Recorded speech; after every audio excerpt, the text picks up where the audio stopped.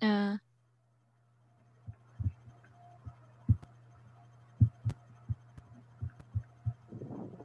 Assalamualaikum warahmatullahi wabarakatuh. Waalaikumsalam warahmatullahi wabarakatuh.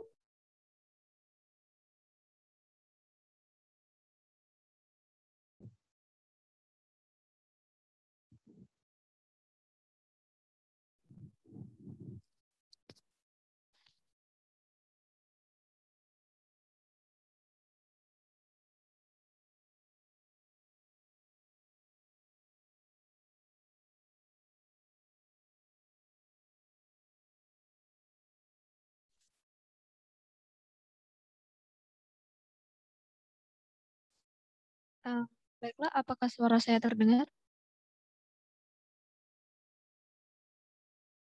Ya, terdengar. Oke. Baiklah, Assalamualaikum warahmatullahi wabarakatuh.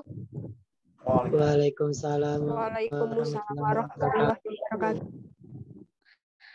Baiklah, pertama-tama marilah kita panjatkan puji dan syukur atas kehadiran Allah Subhanahu wa Ta'ala, dan berkatnya kita dapat melaksanakan webinar pada malam hari ini mengenai perspektif cryptocurrency dalam Islam. Dan tak lupa juga salawat dan salam kita curahkan kepada Nabi junjungan kita, Nabi Muhammad SAW. Baiklah, saya di sini Sri Fitrianti selaku moderator yang akan sebelumnya saya akan membacakan kurikulum vitae dari Bapak Ma'il Hilian Batin, Sarjana Ekonomi Islam, Magister Ekonomi. Baiklah, saat ini beliau menjadi dosen tetap di Fakultas Ekonomi dan Bisnis Islam UIN Raden Fatah Palembang. Beliau mempunyai skill dalam bidang digital marketing dan ekonomi syariah. Kemudian pengalaman kerja beliau pada tahun 2017 itu sebagai dosen LBVB UIN Raden Fatah Palembang pada tahun 2017 dan 2018 sebagai dosen tetap non-PNS VB UIN Raden Fatah Palembang, dan tahun 2019 beliau adalah dosen PNS VB UIN Raden Fatah Palembang. Adapun pengalaman organisasi beliau adalah pada tahun 2018 yaitu gugus pengendalian mutu prodi. Pada tahun 2013 sampai tahun 2014 beliau adalah Departemen Media dan Jurnalistik KC4C UIN Sunan Kalijaga. Pada tahun 2012 sampai tahun 2013 beliau merupakan Departemen Riset dan Kajian KC4C UIN Suka atau Sunan Kalijaga. Kemudian pada tahun 2011 beliau sebagai anggota FOSE UIN Sunan Kalijaga Yogyakarta. Pada tahun 2011 beliau merupakan anggota Badan Eksekutif mahasiswa di Universitas Islam Negeri Sunan Kalijaga. Kemudian pendidikan beliau itu ditempa di Universitas Islam Negeri Sunan Kalijaga Yogyakarta, S1 dan S2. Baiklah, adapun acara pada malam hari ini urutannya adalah yang pertama adalah pembukaan, kemudian pembacaan tilawah, yang ketiga adalah penyampaian materi, yang keempat adalah doa, dan yang terakhir adalah penutup. Baiklah, marilah kita buka acara webinar pada malam hari ini dengan melafazkan basmalah. Bismillahirrahmanirrahim. Baiklah, acara selanjutnya yaitu adalah pembacaan tilawah yang akan dibacakan oleh saudara kepada saudara Al-Fajri. Waktu dan saya persilakan.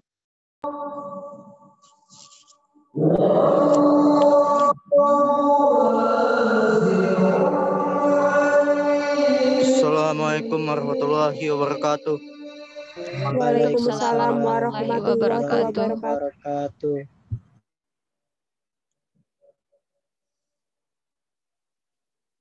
A'udzu billahi minasyaitonir rajim.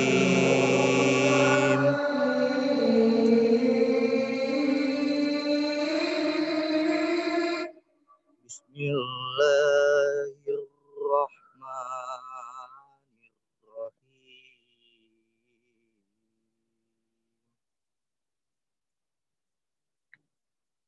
wa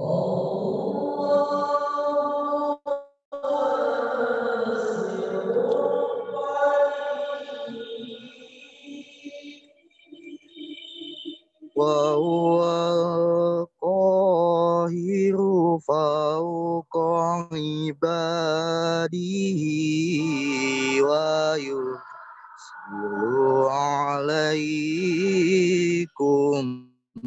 hafazah.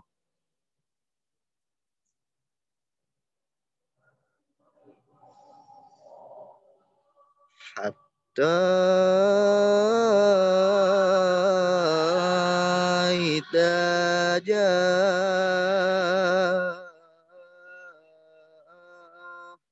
ahadakumul maut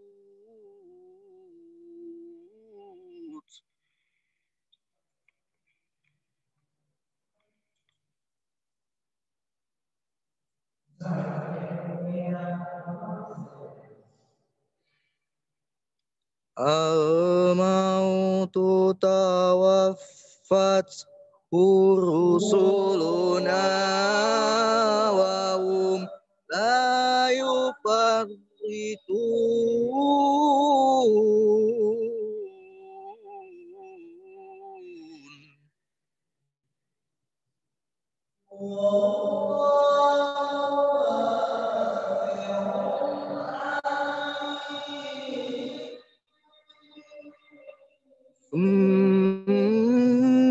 Maruddu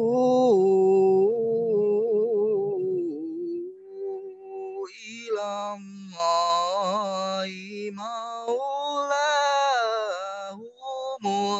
haqq.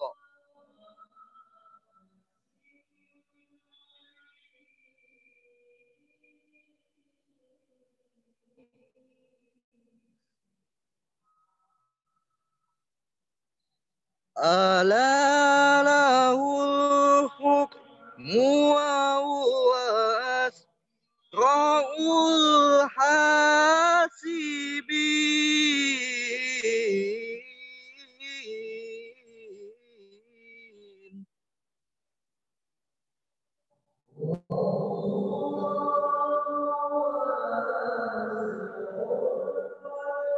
وَمَن يُنَجِّيكُم مِّن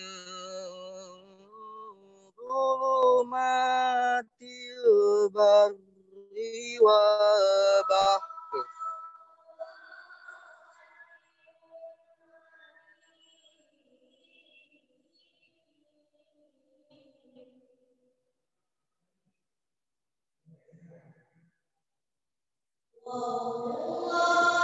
من ظلمات البر والبحر تدعونه تضرعا وخفيا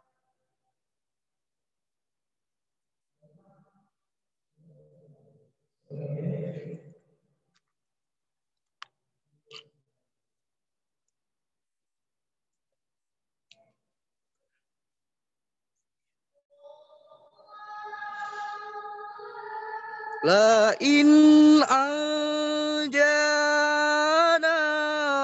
min hadhihi lanakunanna minasy syakirin.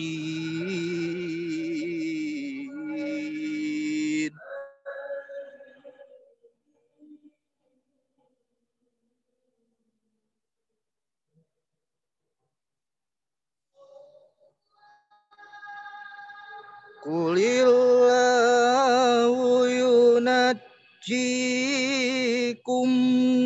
minha wa min kulli karbin summa antum tusyrikun.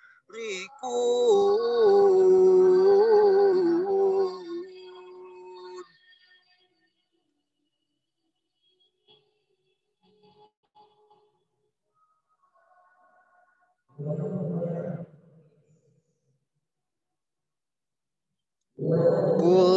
huwal qadiru ala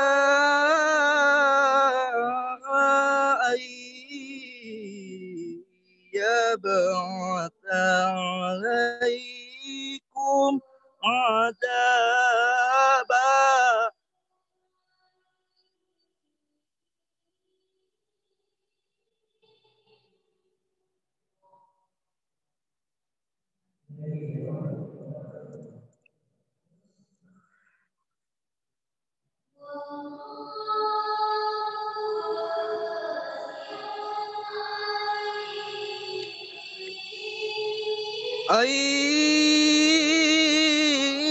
Yab'atsa alaikum adabam min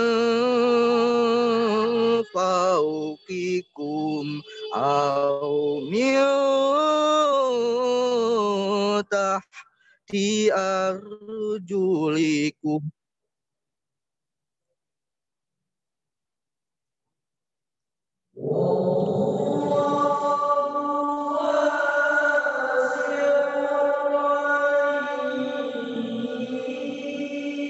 Au min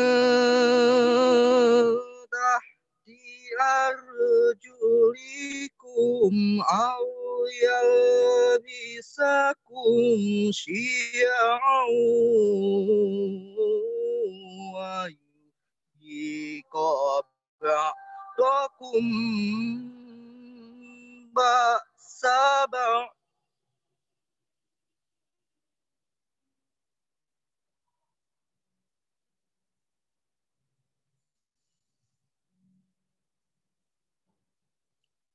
Unzur kaifa nusarriful ayati la'allahum yafqahun.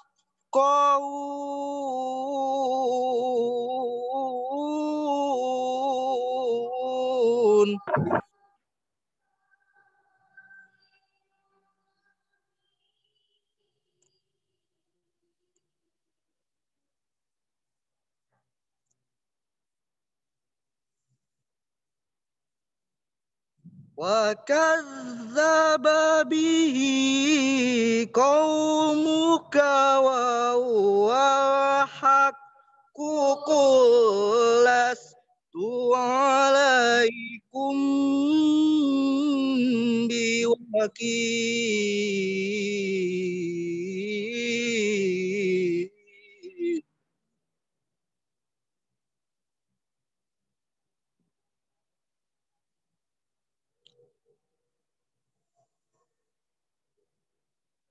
Likulli naba'in mustaqar wa sawfa ta'lamun.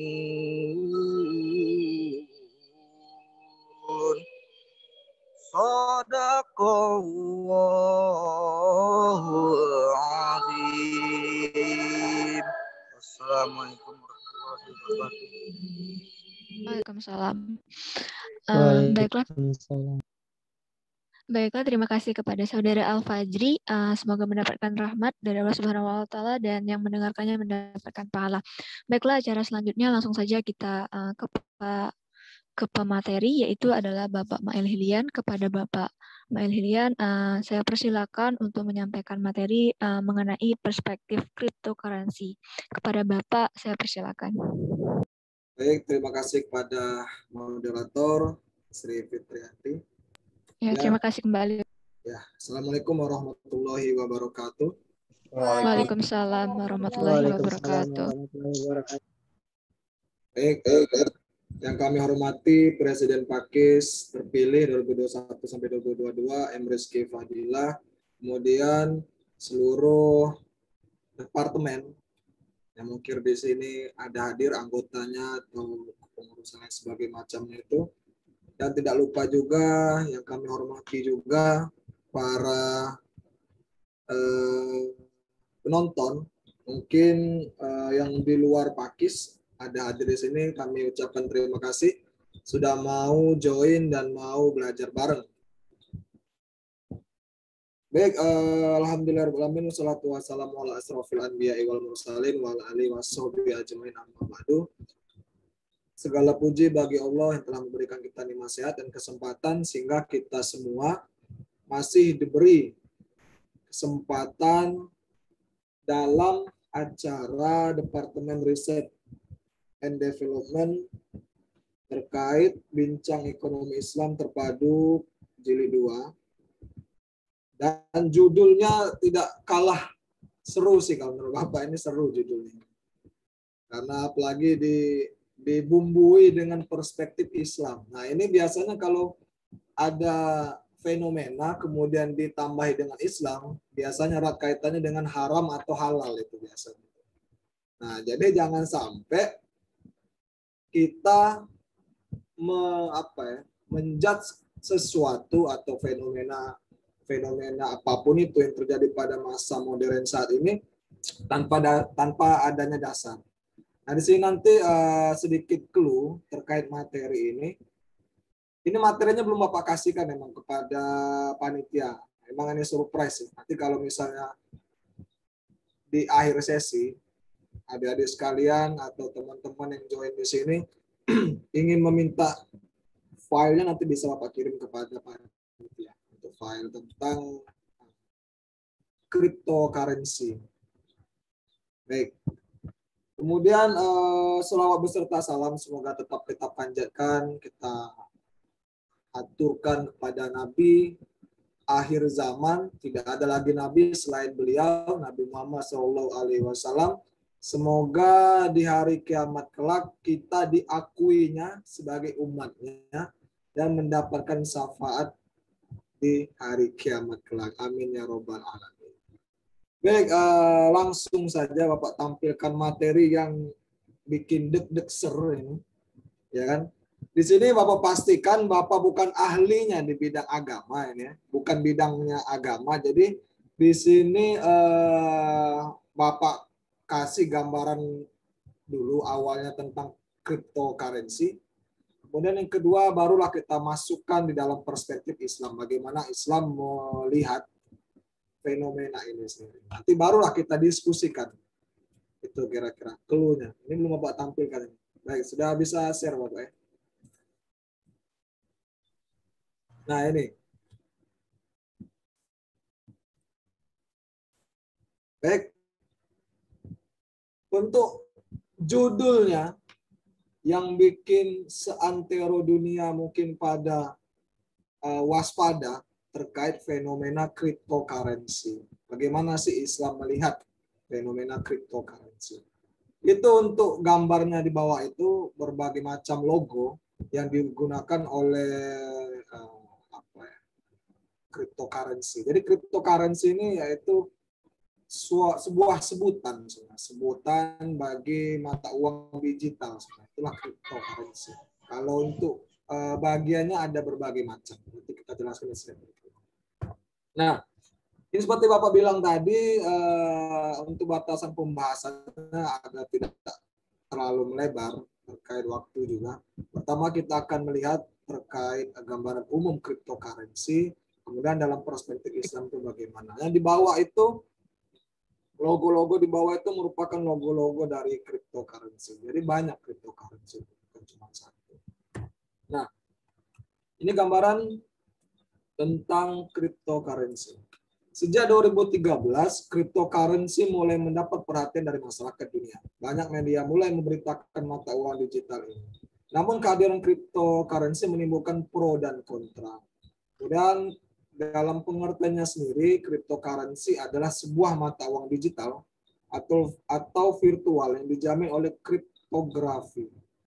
Seperti dikutip dari Investopedia, dengan adanya kriptografi, mata uang digital ini menjadi hampir tidak mungkin dipalsukan. Jadi kriptografi ini semacam coding, kode-kode yang ada di internet.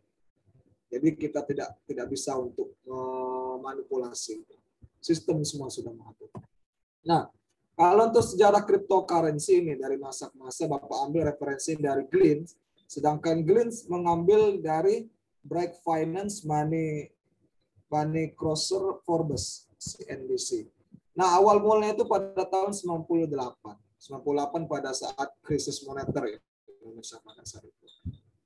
Wedai mengkonsep B-Money, sistem distribusi uang elektronik anonim. Jadi anonim ini kita nggak tahu siapa yang transaksi pada saat itu. Jadi disamarkan pakai kode angka-angka jadi nama transaksi.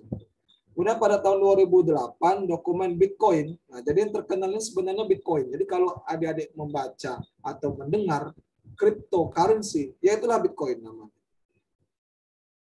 Peer-to-peer electronic cash system beredar pada tahun 2008. Kemudian pada tahun 2009, Satoshi Nakamoto ini meluncurkan Bitcoin. Dari referensi Bapak baca bahwasanya Satoshi Nakamoto ini bukan nama asli, ini nama samaran.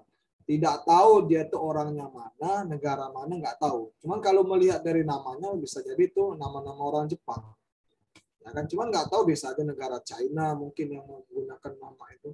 Dan pada tahun 2010 Bitcoin diberikan nilai. Jadi mata uang tuh kalau tidak ada nilainya kan apa ini, nilai itu sama seperti halnya angka. Berapa sih satu koin itu angkanya? Nah, itulah diberi nilai pada tahun 2010. Kemudian pada tahun 2011 Litecoin dan Namecoin lahir. Nah, ini jenis cryptocurrency selain Bitcoin.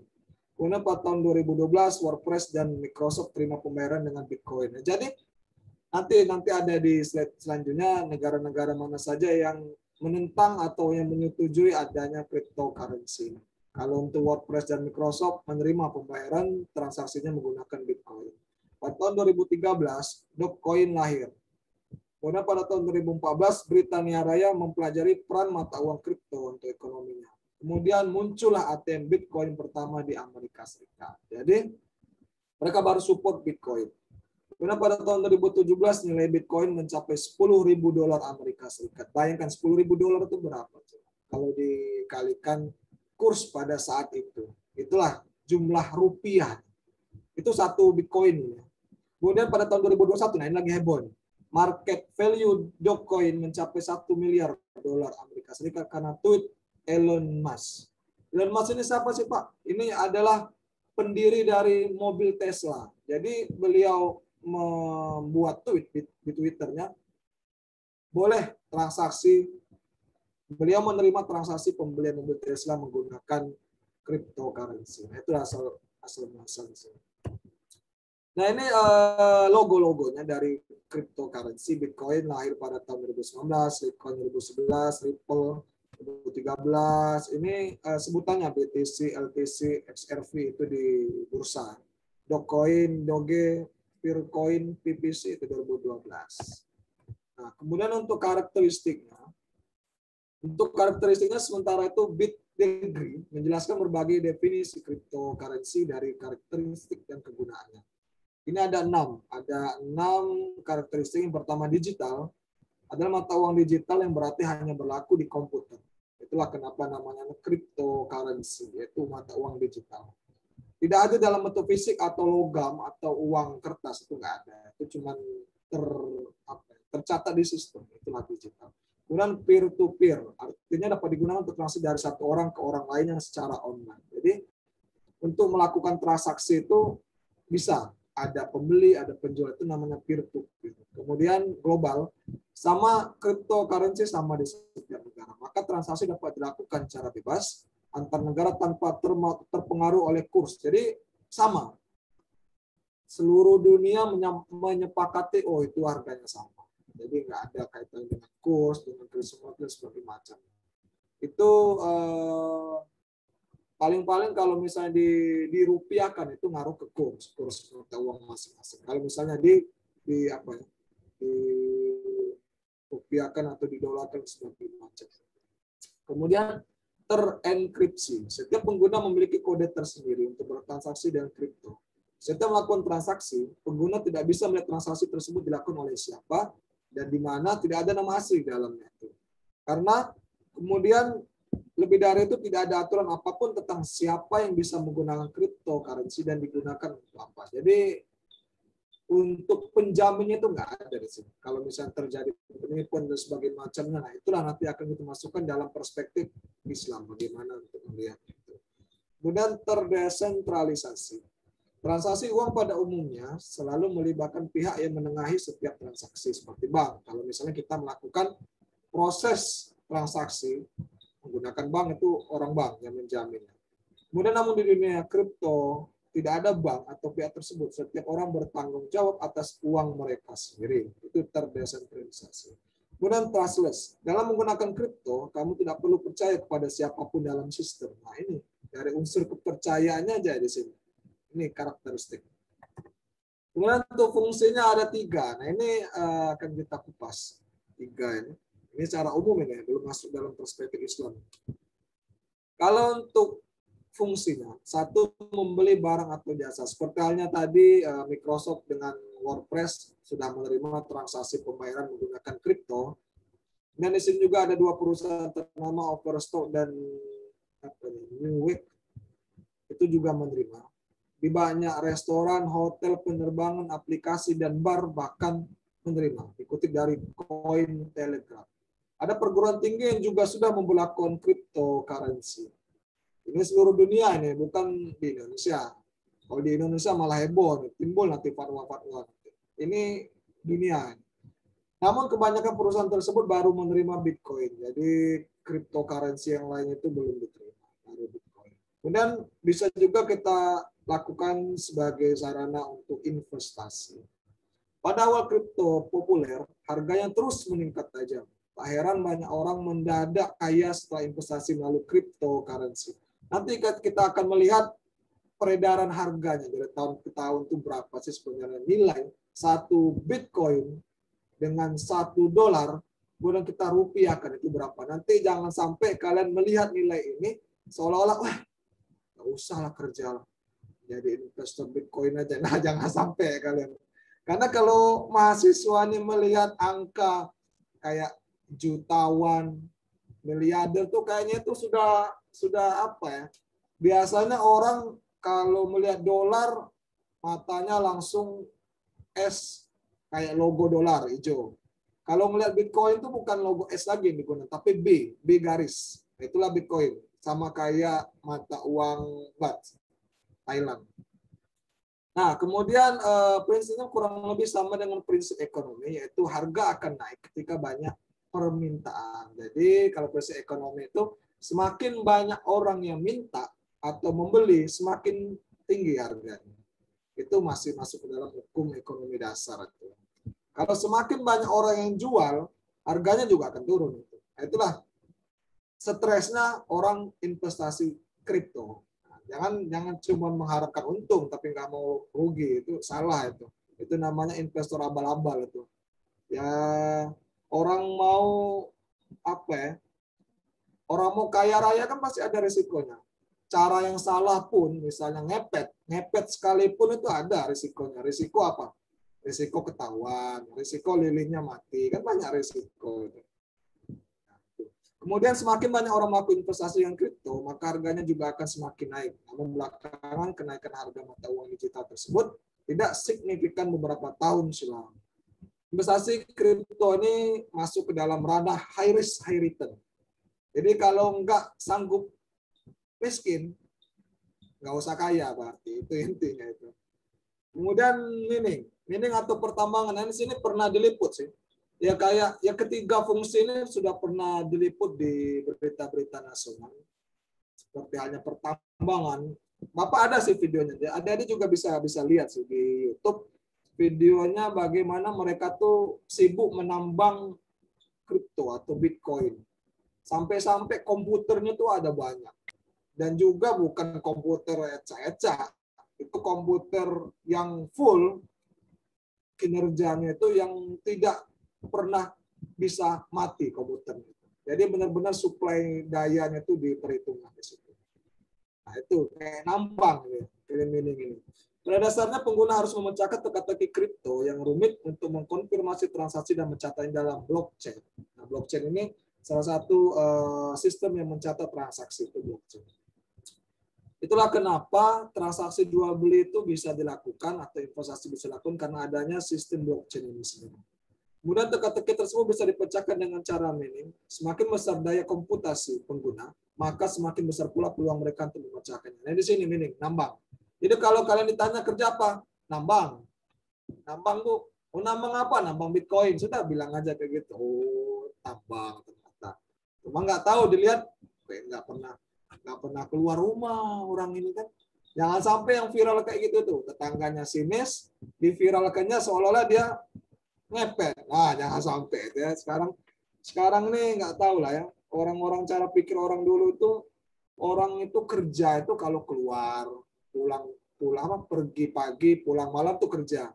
Jadi kalau itu di rumah aja udah nggak kerja itu masa depannya suram belum tentu. Sekarang nih orang kerja bisa di rumah sekarang serba mobilitasnya via internet sekarang. Nah itu fungsinya. Nah untuk jenis-jenisnya dikutip dari Niru Wallet, ada lebih dari 2.200 jenis kripto yang diperdagangkan secara publik. 2.200, bayangkan. 2.200 cryptocurrency. Tetapi yang terkenal Bitcoin. Nah, itu. Kemudian total market cap kripto sudah mencapai 266 miliar US dollar. Itu nggak tahu lah kalau dirupiahkan terus dilogamkan uangnya itu nggak tahu lah. Udah jadi tumpukan sampah kayaknya itu sudah bikin daratan sendiri mungkin ya kalau dirupiahkan. Nah, itu ya. Nah ini kebaca ya, misalnya nggak kebaca didekatkan lagi. Nah, matanya pakai apa kaca pembesar ini ada 5 kurang lebih yang terkenal. Pertama itu Bitcoin. Bitcoin merupakan jenis kripto pertama hingga kini masih sangat populer. Jenis kripto pertama kali 2009 tadi sudah dijelaskan. Pada November 2019 ada lebih dari 18 juta Bitcoin yang diperdagangkan dan total market value sekitar 146 miliar US. Ini bukan rupiah tapi ini US. Seperti tulis Investopedia. Kemudian hingga kini sekitar 68% kripto adalah Bitcoin. Nah, jadi kan tahu kan penguasa kripto itu siapa sebenarnya? Itulah Bitcoin. Kemudian Litecoin merupakan jenis kripto yang hadir pada awal mata uang digital tersebut diluncurkan. Jenis kripto ini hadir pada tahun 2019. Digital peer-to-peer transaksi antara 2 orang atau lebih yang mengabaikan blok baru yang membentuk blockchain dengan kecepatan lebih cepat. Jadi setiap mata uang kripto itu saling beradu karena ini menggunakan sistem, jadi kecepatan teknologi, inovasi dan sebagainya masih digunakan. Kemudian Dogecoin turunan dari Litecoin yang muncul pada Desember 2013. Sesuai namanya, Dogecoin adalah cryptocurrency yang menjadikan anjing Shiba Inu sebagai maskotnya. Anjing Shiba Inu. Jadi kalau misalnya kalian mau bikin maskot sendiri ya bikinlah cryptocurrency sendiri ya. Itu. Kemudian jenis ini dikenal sebagai kripto yang paling bersahabat sebab komunitasnya kerap melakukan donasi. Ya Allah, sungguh mulia sekali ini cryptocurrency Dogecoin ini sendiri. Kemudian Dogecoin memiliki nilai yang jauh lebih rendah daripada Bitcoin. Maka tidak heran jika pengguna biasa menggunakan jenis kripto ini untuk transaksi kecil, donasi dan memberi tips. Jadi pecahan kecil lah ini kayak 1 perak, 2 perak sebagai macamnya itu. Kemudian Bitcoin Cash. Bitcoin Cash baru diluncurkan pada Agustus 2017, tetapi saat ini sudah menjadi 5 cryptocurrency terbaik. Jadi sini diluncurkan karena adanya sekelompok pengguna Bitcoin tidak setuju dengan beberapa aturan yang berlaku. Nah ini jadi pecahan dari Bitcoin. Kemudian memisahkan diri dan membentuk mata uang digital sendiri yang bernama Bitcoin Cash. Kelompok tersebut juga melakukan beberapa improvisasi yang menurut mereka lebih baik dari cryptocurrency yang pertama tersebut. Nah, yang terakhir yaitu Petercoin adalah jenis kripto yang bersifat open source. Desain dibuat oleh Peter, seorang IT officer di Brasenose College, Oxford University 2013. Memiliki kemiripan dengan Litecoin yang berada di bawah lisensi MIT X11. Nah, itu beberapa jenisnya. Kemudian dari berbagai macam jenis tersebut kan pasti memiliki kelebihan dan kekurangan.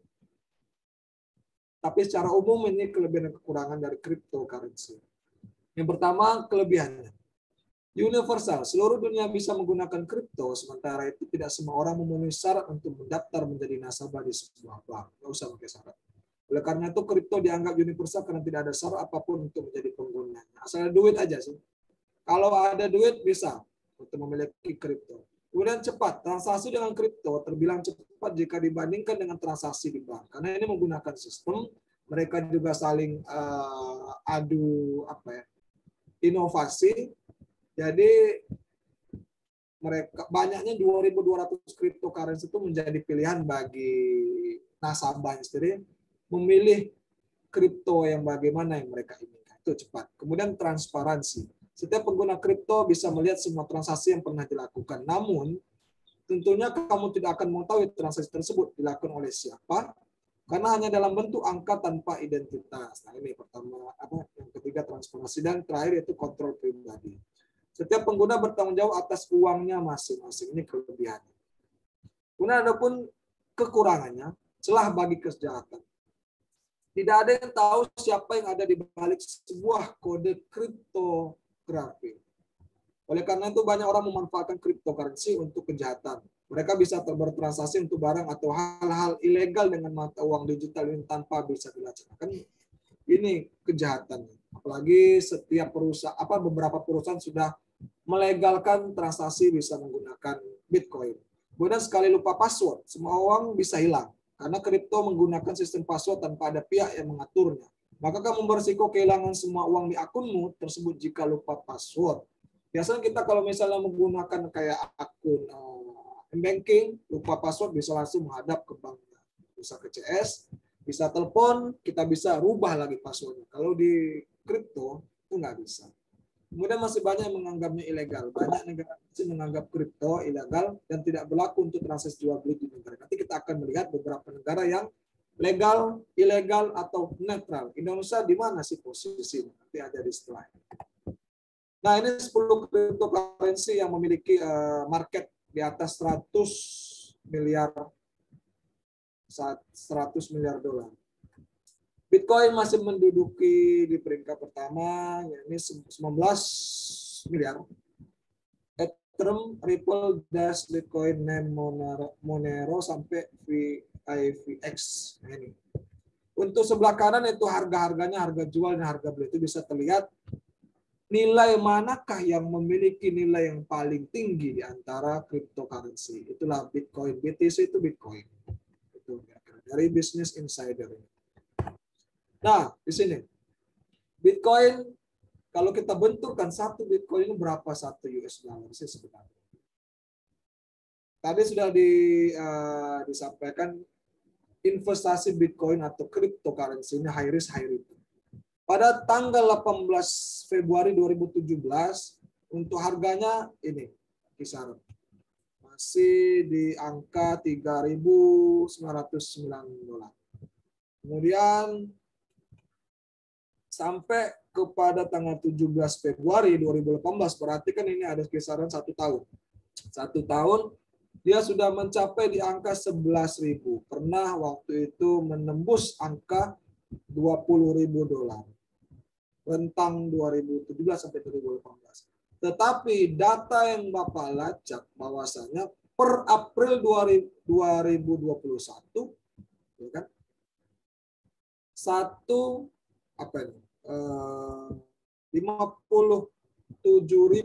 Oh ya, ini satu Bitcoin kalau didolarkan 57.000 dolar atau kalau dirupiahkan sekitar 825 juta satu Bitcoin per April 2021.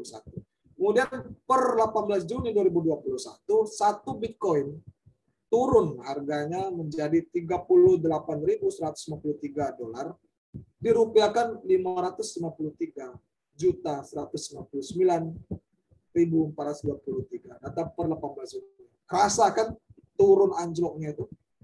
Kalau misalnya investor, ini kan kalau kita lihat data grafik kayak gini kan itu masuk ke dalam teknik. Karena ada dua di dalam investasi. Pertama fundamental, kedua teknikal.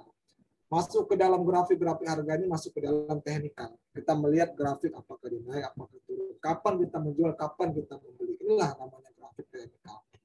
500 juta satu Bitcoin. Kalau misalnya adik-adik sekalian mikirnya ke sana, investasi Bitcoin, maksudnya turun anjlok benar. Kelang berapa? Dari April sampai Juni, April, Mei, Juni. 2 bulan cuma. Anjlok 400 juta, anjlok dari 500 juta. 300 juta. Kurang lebih 300 juta yang hilang. Lumayan beli rumah di sini. 300 juta sudah bagus itu. Ini. Mata uang kripto bisa terjadi karena teknologi blockchain. Seperti Bapak jelaskan tadi, blockchain adalah sebuah teknologi yang dikenalkan bersama dengan Bitcoin yang digunakan untuk mencatat transaksi keuangan dari Bitcoin. Kayak penjurnalannya lah di sini. Ya, kayak sistem keuangan di sini untuk mencatat beli jual sebagai macam itu. Kemudian Bitcoin dan mata uang kripto lainnya pun sama juga. Selama kita percaya bahwa Bitcoin memiliki suatu nilai, maka harga tersebut akan terus bergerak. Nah, ini kan prinsipnya ini kan. Kalau kita tahu dia bernilai, pasti dia akan bergerak. Kalau dia kita anggap tidak ada nilainya sama sekali, dia nggak ada harganya sama sekali. Untuk saat ini Bank Indonesia melarang transaksi menggunakan Bitcoin, tetapi hal tersebut tidak melarang investasi dalam bentuk Bitcoin yang sudah dilegalkan juga di banyak negara seperti Amerika Serikat, Korea Selatan, dan Jepang. Untuk sementara diperkirakan ada 8 negara yang melarang peredaran Bitcoin. Nanti akan dilihat peta dunia, negara mana saja yang benar-benar melarang di sini. Bitcoin legality around the world. Kalau warna hijau ini legal di Kanada, US, Brazil, kemudian Chili, Afrika Selatan, Australia, Mongol. Dan ini ada macam-macam negara kecil, Selandia, Portugal, semacam macam. Kemudian netral. Indonesia ada di mana sih? Yang kuning ini nih, Indonesia, oren. Indonesia masih oren. Mau mengharamkan gimana? Mau menghalalkan gimana? Masih abu-abu. Kemudian restrict. Yang warna agak pink muda ini masih dibatasi peredaran. Ilegal, tidak dibolehkan sama sekali. Rusia nggak boleh. Ekuador, Bolivia, kemudian Algeria, itu nggak boleh. No information, warna abu-abu itu belum dapat informasinya. Negara-negara tersebut, apakah gimana posisinya. Sepertinya di samping Indonesia ini kan Papua, Timur Leste, samping Papua, negara pecahan ini. Itu belum ketahuan informasi. Nah, barulah kita masuk bagaimana pandangan Islam terkait cryptocurrency. Bapak mau lihat video, Bapak kan nggak mungkin bilang, oh ini haram, oh ini boleh, nggak boleh. Kalau kita sebagai akademisi itu harus melihat referensi ustadz-ustadz atau tokoh-tokoh terkait bagaimana pandangan mereka terkait mata uang digital, ya kan? Kalau Ustadz Abdul Somad mengatakan, ada sebuah pertanyaan mengatakan bagaimana hukum cryptocurrency. Beliau mengatakan selagi ada 3 sifat sebab transaksi itu batil, itu nggak boleh. Pertama, penipuan, list. 2, horor, samar-samar, perjudian, dan sebagainya macam. Itu 3, aniaya atau zolim. Bila tidak mengandung salah satu sifat di atas, maka sah transaksi tersebut. Beliau mengatakan Islam itu nggak menyebutkan nama spesifik. Dia cuma menyebutkan sifatnya. Jika ada 3 sifatnya itu sebab dia itu dilarang. Nah, kemudian jawaban juga dari Muhammadiyah.or.id, lembaga fatwa Darul Ifta Al-Azhar Mesir merilis hasil kajian mereka pada 28 Desember 2017. Karena kan pada awal-awal dulu 2017. Hasil kajian menyebut bahwa Bitcoin berstatus haram secara syariat. Status haram itu menurut Darul Ifta muncul karena unsur horor tidak jelas siapa yang bertransaksi dan sebagainya macam itu. Dan unsur horor sendiri adalah istilah fikih yang mengindikasi adanya keraguan, sama-sama tadi, pertaruhan, judi, spekulasi, investasi, kita nggak tahu gimana ke depan, tidak jelasnya mengarah merugikan salah satu pihak. Kemudian Majelis Ulama Indonesia juga telah mengeluarkan catatan terhadap Bitcoin. MUI menyebut bahwa Bitcoin memiliki 2 hukum, mubah dan haram. Mubah berlaku jika Bitcoin digunakan hanya sebagai alat tukar bagi 2 pihak yang saling menerima. Ini mubah, berarti boleh. Sementara itu hukum haram jika Bitcoin digunakan sebagai investasi. Nah, jadi nggak boleh kalau investasi Bitcoin nggak boleh. Kalau boleh dilakukan sebagai alat tukar barter. Ini boleh kalau barter. Nah, menerima barter. Kemudian di sini, halal atau haramnya sebenarnya. Menurut Blossom Finance, Bitcoin dihalalkan di sejumlah negara. Jerman misalnya. Bitcoin diakui sebagai mata uang di bawah perlindungan hukum. Malah ini mata uang. Berarti kan ini unsur mata uang fiat. Dia sudah tercetak jenisnya. Kemudian sehingga memenuhi syarat sebagai uang dalam Islam di Jerman. Kemudian di Indonesia Bitcoin belum diakui sebagai alat pembayaran yang sah. Kita bayangkan kalau setahu Bapak yang wajib mencetak mata uang di Indonesia itu Peruri, perusahaan negara. Hanya Peruri yang bisa mencetak. Kalau ada mata uang cryptocurrency lagi, berarti kan ini kan mata uang tandingan. Orang kita mau mencetak atau mau menggunakan mata uang dinar dirham aja belum bisa, apalagi ada mata uang digital ini. Itu menjadi PR penting kajian lagi. Dan mereka hukumnya pun sama dengan apa yang terjadi di Jerman. Bitcoin tetap legal untuk diperjualbelikan sebagai aset lainnya emas dan perak. Ini Bitcoin. Ini beberapa. Ya terlepas dari itu, kita mau milih mana? Mau menjalankan atau netral atau mengharamkan? Itu gimana? Nah, jadi bagaimana menurut kita semua? Mari kita diskusikan. Baik, Bapak kira itu materinya nanti kita bisa diskusi bersama-sama. Sekian. Wassalamualaikum warahmatullahi wabarakatuh. Waalaikumsalam warahmatullahi wabarakatuh.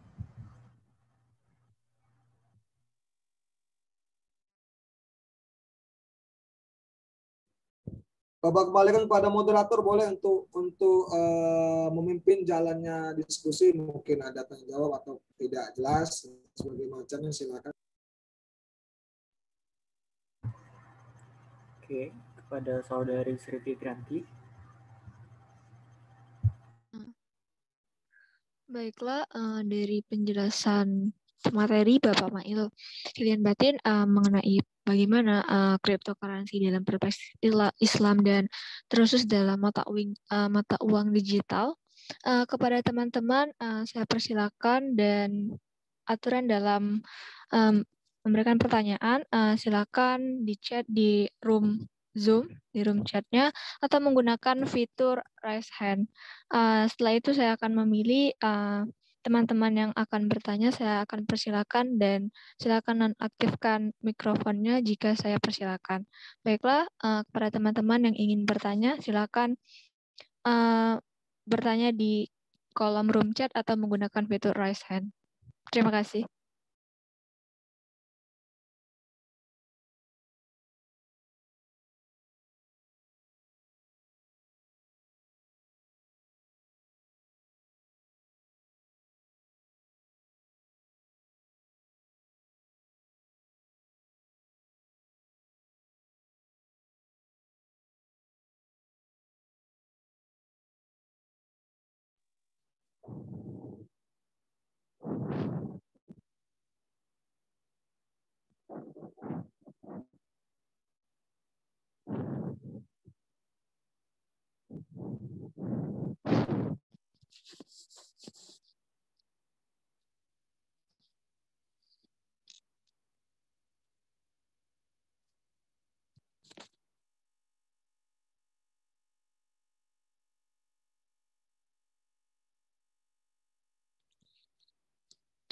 Baiklah, kepada saudara Iyas, saya persilakan untuk bertanya.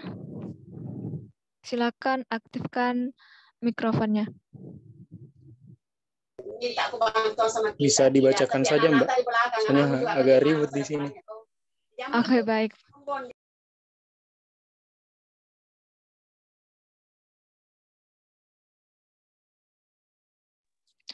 Baiklah, pertanyaan dari saudara Iyas yaitu kepada pemateri.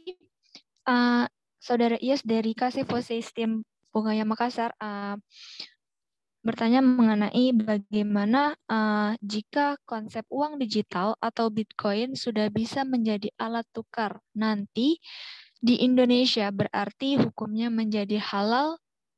Apakah hukumnya akan menjadi halal?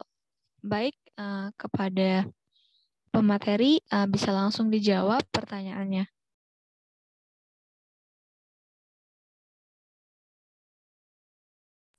Baik, terima kasih kepada Saudara Iyas yang jauh-jauh dari Makassar mau join di kegiatan adik-adik kami dari KC Pakis. Terima kasih sudah hadir. Karena Bapak lihat juga ini diposting di grup FOSE, jadi semua KC bisa join masuk ke sini. Itulah hikmah dari adanya virtual. Jadi yang mendekatkan yang jauh, jangan sampai menjauhkan yang dekat. Itu kira-kira ya. Baik, kalau Assalamualaikum, saya Iyas dari KC Voice Team Bungaya Makassar. Izin bertanya, jika konsep uang digital atau Bitcoin sudah bisa menjadi alat tukar nantinya di Indonesia, berarti hukumnya menjadi halal? Ya, pemateri. Ini menurut kami ya, secara pribadi. Nanti boleh yang lain menyampaikan argumentasinya terkait kebijakan ini.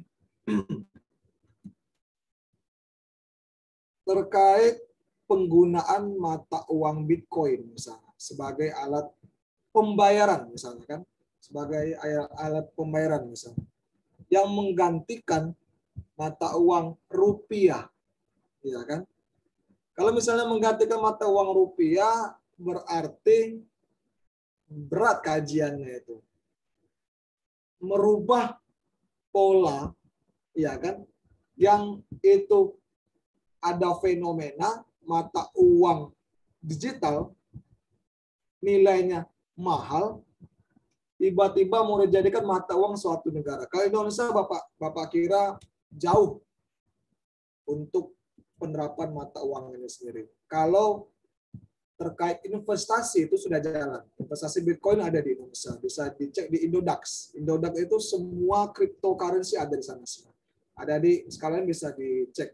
Kalau terkait halal atau haram, kalau suatu negara sudah menerapkan sebuah kebijakan, ya kan, tidak mungkin warganya nggak mau ikut.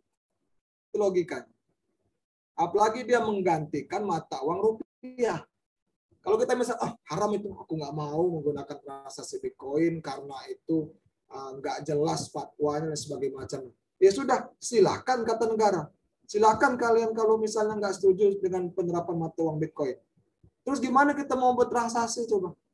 Setiap transaksi kita mau ke warung, apa dek duit itu dek? Nggak laku dek, nggak laku uang itu uang lama itu, uang kuno nggak laku. Terus gimana kita? Terus mau pulang mau balik kepada masa dulu, sistem barter misalnya. Apakah masih layak di zaman sekarang sistem barter? Misalnya, aku punya beras nih, aku mau sepatu, mau nggak kalau kita barter? Kamu butuh beras kan? Aku butuh sepatu, sudah barter lah. Nah, kayak gitu. Itu nggak bisa. Kalau terkait mata uang suatu negara tuh nggak bisa. Cuman, ya kan? Cuman kalau diterapkan di satu negara misalnya yang baru tumbuh, yang baru hadir, dia belum ada mata uang sendiri dan menyepakati, sudah kita terapkan mata uang Bitcoin sebagai alat transaksi kita. Boleh. Mereka sudah menyepakati. Kalau di Indonesia untuk menggantikan mata uang rupiah itu sangat besar risikonya. Apalagi kalau kita lihat satu Bitcoin ini berapa dolar coba. Sangat besar kan nilainya itu. Terus kalau kita pikir lagi, coba kalau kita adu head to head, Bitcoin dengan mata uang dinar dirham, manakah yang lebih layak dan lebih istimewa daripada itu? Nah, kita balik ke sana, ya kan? Cuman kalau kita misalnya Pak, kayaknya kita bisa Pak, kalau menerapkan mata uang Bitcoin sebagai alat transaksi kita Pak. Oke, boleh. Balik ke materi tadi. Bitcoin ada karena masih ada orang yang mempercayainya dan itu bisa bernilai. Jadi kalau misalnya ada sekelompok desa misalnya, dia menyepakati, yuk kita transaksi pakai Bitcoin, ya sudah silakan, jalanlah itu. Ya kan? Kan kata materi tadi, kalau transaksi barter atau pertukaran itu boleh. Ada ulama yang mengatakan boleh. Yang nggak boleh itu investasinya, karena itu ada kaitan dengan spekulasi orang dan sebagainya macam. Itu kira-kira terkait mata uang Bitcoin. Cuman baik-baik lagi, mata uang Bitcoin itu kan karena banyak orang percaya, jadi harganya bisa tinggi. Oke, kalau kita wujudkan bentuk fisiknya, mata uang rupiah itu sebenarnya itu nggak imbang antara nilai nominal sama nilai intrinsik, itu nggak imbang. Untuk mencetak satu koin, ya kan, satu koin berapa? 1.000 rupiah. Itu paling cuma berapa sih? Kan nyampe 1.000 biayanya. Kemudian untuk mencetak mata uang kertas 100.000, berapa biaya untuk mencetak? Nggak nyampe 100.000. Nah, itulah nggak imbang antara nilai intrinsik sama nilai nominalnya. Beda halnya misalnya Bitcoin. Bitcoin nilai, kan di sini nilai, termain di investasi. Banyak orang percaya harganya naik. Oke. Berarti dia kayak bidadari ini, masih hayalan, awang-awang, dunia maya. Terus gimana ya kalau kita wujudkan dalam bentuk nyata? Ya kan? Nilainya tuh lihat dulu dari bahan baku yang digunakan. Apakah materialnya sama dengan mata uang biasa? Apakah dia menggunakan mata uang emas di dalamnya sehingga dia lebih bernilai dibandingkan mata uang yang lainnya? Tanda-tandanya besar. Bagaimana pemerintah melihat fenomena mata uang Bitcoin? Ulama melihat boleh transaksi, tapi nggak boleh investasi. Kalau menurut Bapak sih, lebih baik dihindari kan. Orang sudah ada mata uang kita yang benar-benar sudah nyata, tinggalkan yang keraguan-raguan itu. Ya kan? Kalau sama-sama tuh tinggalkan. Selagi dia ada opsi yang lebih baik, pilih opsi itu. Kalau nggak ada lagi opsi, sudah terpaksa kita ikuti. Kayak tadi misalnya, mata uang rupiah dicabut peredarannya, gantikan Bitcoin. Kita nggak mau ikut, ya sudah, nggak bisa transaksi. Kita hidup hidup kayak nggak hidup di Indonesia. Apa-apa itu nggak ada uang. Kayak misalnya kita membaca cerita dari Ashabul Kahfi.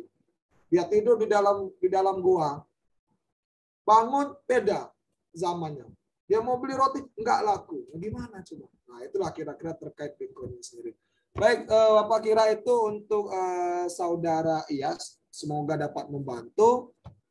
Bisa disimpulkan sendiri jawabannya dan bisa dipilih mau halal apa haram. Itu kira-kira. Baik, moderator Bapak balikkan lagi. Baik, terima kasih terkait penjelasannya.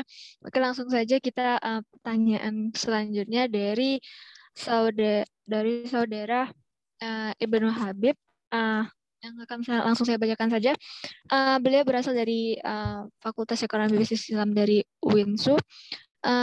Bagaimana pandangan pemateri mengenai Bank Indonesia yang akan menciptakan mata uang digital yang disebut dengan Central Bank Digital Currency atau CDBC? Oke, kepada pemateri saya persilakan untuk menjelaskan terkait pertanyaan dari saudara Ibnu Habib. Baik, terima kasih. Waalaikumsalam warahmatullahi wabarakatuh. Selamat datang di kota Palembang, walaupun raganya masih di sana. Ibnu Habib dari FEB UINSU, ya kan? Ini terkait Bank Indonesia menciptakan mata uang digital. Di sini bisa dikasih tahu dulu kepada teman-temannya sebenarnya apa sih CDBC itu, kemudian digunakan untuk transaksi apa dibatasi. Silakan untuk Ibnu Habib, Bapak kasih waktu untuk menjelaskan dulu. Silakan. Oke, kepada saudara Ibnu Habib, bisa diaktifkan mikrofonnya.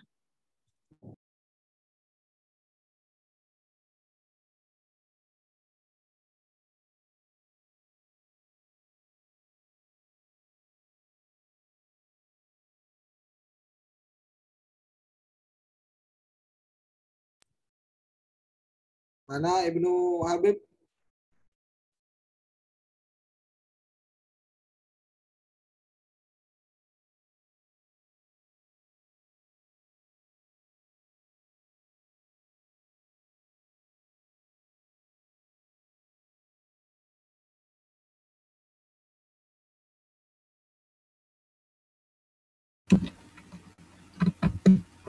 Ya baik, terima kasih kepada moderator. Baik, saya akan menjelaskan mungkin hanya sedikit yang dapat saya jelaskan. Jadi di sini Bank Indonesia ingin menciptakan mata uang digital yang disebut CBDC. Nah, mata uang digital ini diterbitkan peredarannya oleh Bank Indonesia. Namun di sini dia sistemnya mungkin sentralisasi gitu, karena dikontrol bank sentral gitu. Jadi lebih ke uang kayak uang e-money gitu, kayak Dana, OVO gitu. Cuman konsepnya cryptocurrency gitu. Apakah bisa atau gimana menurut pandangan pemateri gitu. Terima kasih. Baik, terima kasih kepada Ibnu Habib. Uang digital, sama seperti halnya dompet digital. Kalau untuk transaksi itu dompet digital, Dana, GoPay, kemudian e-money, PayPal, apalagi sebagai macam. Ya, OVO mungkin ya. BI mau ikut-ikutan juga. Nah, di sini kita mau lihat dulu. Ini kan ada berita juga lagi hangat juga sih. Di sini juga dijelaskan digital rupiah. Namanya itu digital rupiah ya, yang mata uang ini tadi. Apa tadi? Nah, digital currency. Digital rupiah juga berbeda dengan mata uang kripto seperti Bitcoin, di mana cryptocurrency tidak diregulasi oleh regulator manapun ya, sebagai pasokan yang terbatas. Tetapi kalau di sini diawasi oleh Bank Indonesia sebagai bank sentralnya Indonesia. Kita lihat di sini.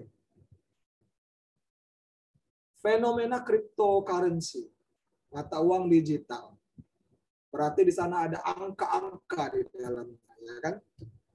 Fenomena di seluruh dunia. Indonesia melihat itu menjadi peluang sebenarnya. Peluang dunia investasi, ya kan? Peluang dunia investasi berarti kan kalau dia Pak baca tadi CBDC ini baru sebatas bisa juga sebagai kebijakan moneternya di dunia digital di sini. Karena kalau kita membaca kebijakan moneter itu ada namanya jumlah uang yang beredar. Kalau jumlah uang beredar terlalu banyak akan menjadikan fenomena inflasi. Kalau dia terlalu sedikit menjadi fenomena deflasi. Begitu juga sama seperti halnya CBDC.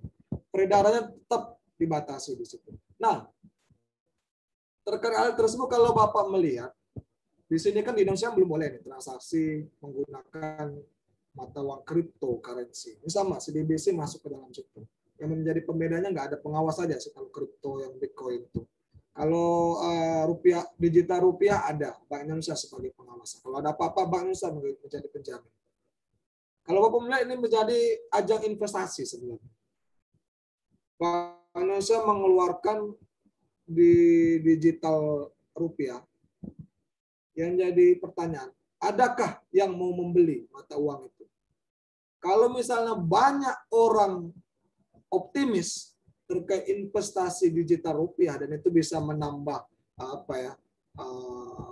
terkait kebijakan moneter pemerintah dalam hal pengendalian perekonomian, tidak masalah. Tetapi ini konteks negara ini CBDC. Tapi kalau kita masukkan kepada perspektif agama Islam, beda antara investasi dengan spekulasi. Nah, itu hati-hati. Kalau investasi itu dia untuk jaga-jaga di masa yang akan datang kan. Itu investasi. Kalau spekulasi, hari ini beli, besok jual. Spekulasi, dia mau untung deh, nggak mau rugi deh. Itu spekulasi. Dia lihat, harganya tinggi nih, jual aja lah. Besok beli lagi lah. Nah, itu nggak boleh spekulasi kayak gitu. Makanya itu kalau kita mau investasi, lama-lama kan lah itu. Kalau nggak butuh bener, jangan dijual. Untuk jaga-jaga, untuk menjaga-jaga masa depan kan. Kalau misalnya jual beli, sudah berarti kan itu kan sama aja kayak spekulasi. Kalau Pak melihat ini, kebijakan moneter dilakukan bisa menjadi solusi bagi perkembangan ekonomi kita. Karena kalau kita bandingkan dengan pemasukan atau kegiatan real dengan kegiatan digital atau investasi, lebih menggiurkan yang investasi sebenarnya daripada yang real. Kenapa sih Pak kayak gitu? Kalau real, erat kaitannya dengan moral hazard. Kalau real, kadang-kadang dia nggak bayar dan sebagainya macam. Kalau investasi kan terkait apa ya? Kepercayaan orang. Semakin banyak orang. Ini kalau investasi saham ya. Kalau semakin banyak orang yang menggunakan produk itu, makin banyak orang yang beli sahamnya, makin tinggi harganya. Kan? Kalau misalnya apalagi terkait investasi penempatan uang di perusahaan, misalnya kita saham atau membiayai proyek, bisa jadi dia akan mendapatkan laba dari proyeknya. Kalau misalnya proyeknya itu yang profitable, kayak bikin mall dan sebagainya macam, tidak melanggar dari hukum syariah. Kalau kripto ini bisa menjadi kajian yang unik, karena siapa sih, negara mana sih, orang mana sih yang nggak mau mengikuti perkembangan teknologi? Coba orang nggak mau mengikuti perkembangan teknologi, ya sudah siap-siap aja dia ditinggal oleh zaman. Sekarang masa corona ini banyak orang jualan orang jual online banyak, orang beli online banyak juga yang viral apa sih Pak? Kasus COD. Orang nggak ngerti COD itu apa sebenarnya. Ujung-ujungnya kurir yang kena salah. Nah, jadi literasi masyarakat ini yang jadi bingung. Jangan sampai fenomena cryptocurrency ini orang yang tidak mendalami hukum Islam mencatat, oh haram ini, oh jangan dulu. Makanya ada apa ya? Ada waktu atau forum tersendiri untuk membahas uang digital ini sendiri. Itu kira-kira terkait ini ya, CDBC ini. Siapa yang tadi? Ibnu Habib, CDBC. Akan mau balikan kepada moderator. Baiklah, terima kasih penjelasannya kepada Bapak. Mungkin bisa kita lanjutkan pada pertanyaan selanjutnya dari saudara Arif Jamisar. Mohon untuk menonaktifkan mikrofonnya karena saya sempat terkeluar dari Zoom sehingga chat Anda hilang di room chat saya. Oke, boleh disampaikan langsung kepada pematerinya. Oke, baik. Terima kasih moderator. Bismillahirrahmanirrahim. Assalamualaikum warahmatullahi wabarakatuh. Waalaikumsalam warahmatullahi wabarakatuh. Seperti yang kita dengar, kita sudah mempelajari bahwa dasar-dasar dari uang digital atau cryptocurrency. Nah, di sini saya Pak izin bertanya Pak. Ini menurut pandangan Bapak sendiri Pak. Kan uang digital saat ini kan seperti Bitcoin sedang dibilang eksis atau sedang booming saat ini kan. Nah, menurut Bapak, apakah uang cryptocurrency ini akan bertahan dan semakin berkembang ke depannya, atau malah akan segera ditinggalkan? Dan tolong diberikan Pak untuk faktor-faktor yang menyebabkan cryptocurrency ini bisa semakin eksis dan bisa lebih banyak lagi penggunanya, atau malah bisa diberikan juga faktor-faktor yang membuat uang cryptocurrency ini akan segera berakhir, Pak. Karena kita seperti yang kita ketahui, media ini menjadi salah satu tonggak atau garda terdepan, Pak, untuk memberikan informasi. Makanya setiap informasi itu bisa langsung cepat menyebar, seperti Bitcoin dan uang kripto yang saat ini kita ketahui, Pak. Sekian, wassalamualaikum warahmatullahi wabarakatuh.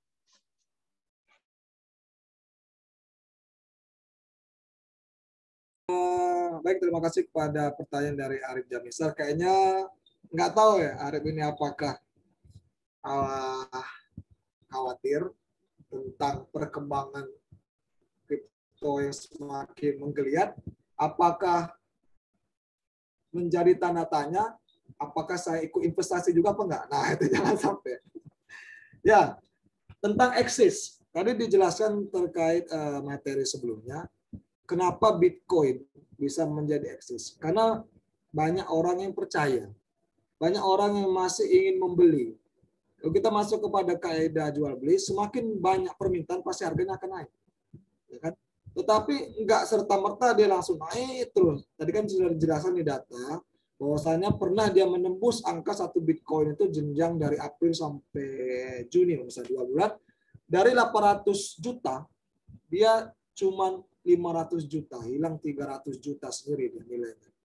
Bagaimana Pak? Kapan eksisnya? Nah, kalau kita masuk ke dalam teori investasi, Kalau misalnya adik-adik sekalian ingin mengajukan judul skripsi tentang investasi dunia saham, pasti ada namanya grand theory terkait asymmetric information. Kan kesamaan informasi. Jadi media entah media cetak, media online, media massa, sebagai macam itu menjadi peran penting bagaimana memberikan memberikan informasi kepada penonton seolah-olah loh ini prospeknya bagus loh ke depan. Orang kan makin lama kan tertarik, oh iya ya, lihat keuntungannya, oh langsung hijau mata, iya aku bisa untuk nikah kan. Apalagi misal Pak aku kayaknya ini Pak mau investasi aja Pak, beli yang berapa lah, Bitcoin nggak sanggup Pak aku Pak, karena kalau untuk beli satu Bitcoin tuh butuh duit berapa ratus juta Pak. Ya sudah, cryptocurrency lain aja lah, yang Bitcoin paling cuma berapa kan, cuma 20 juta, apa kita butuh duit, kita tukarkan dari jadi satu Bitcoin, kita investasikan, kita lihat harga peredarannya itu apakah naik apa turun. Nah, kan? Kalau misalnya ada ini kan informasi positif, yang diberikan oleh media atau sebagai macam keuntungan, resikonya kecil sebagai macamnya, orang banyak yang narik. Cuma kalau kita berikan dia informasi yang negatif, tidak usah. Misalnya di berbagai macam negara di seluruh dunia mengilegalkan mata uang Bitcoin atau cryptocurrency karena erat kaitan dengan kejahatan. Setiap media menginformasikan hal tersebut, otomatis semua orang yang berinvestasi di Bitcoin atau cryptocurrency berbondong-bondong untuk menjualkan saham cryptocurrency-nya ke dunia saham. Otomatis harganya anjlok pasti. Itu anjlok pasti. Itu sudah alam yang mengatur. Makin banyak orang yang jual, makin anjlok. Berarti kan ada apa nih dengan cryptocurrency ini? Nggak aman nih investasi di apa ya? Di jenis ini nggak aman. Nah, itulah. Jadi informasi itu bisa mengendalikan pola pikir orang. Bagaimana informasi positif bisa membangun atau menggairahkan orang untuk investasi. Informasi negatif terkait kejahatan, kemudian juga peretasan, hacker, kemudian keamanan, kemudian juga kalau kita benturkan dengan masuk ke dalam ranah-ranah Islam, semua ulama mengatakan haram investasi di cryptocurrency. Tidak mungkin jamaah yang benar-benar garis kerasnya nggak mau ikut. Ya kan, fatwa ulama pasti ikut. Nah, otomatis kan nggak ada yang transaksi, anjlok sahamnya. Nah, itulah yang menjadi dasar kapan kripto ini akan turun, tergantung zaman. Zaman sekarang masih bagus, zaman sekarang. Zaman depan kita nggak ada tahu. Masa depan tuh nggak ada yang tahu. Cuman kalau kita emang benar-benar mau merusak tatanan cryptocurrency, kita bisa membentuk nama orang itu ya? Kalau di Twitter tuh kita tagar kan. Cryptocurrency haram. Otomatis orang pada ikut pasti itu. Apalagi akunnya Bitcoin, websitenya Bitcoin atau cryptocurrency-nya itu langsung di-report oleh orang Indonesia seluruh dunia, otomatis kenapa? Anjlok sahamnya pasti. Tindakan-tindakan seperti itu bisa membuat orang itu jadi membuat suatu hal itu bisa naik cepat, bisa turun cepat. Itu kira-kira ya Arif Janisara itu masuk kepada informasi. Peran penting media sebagai yang memperlama atau mempercepat dari masa hidupnya dari cryptocurrency. Semoga membantu. Terima kasih.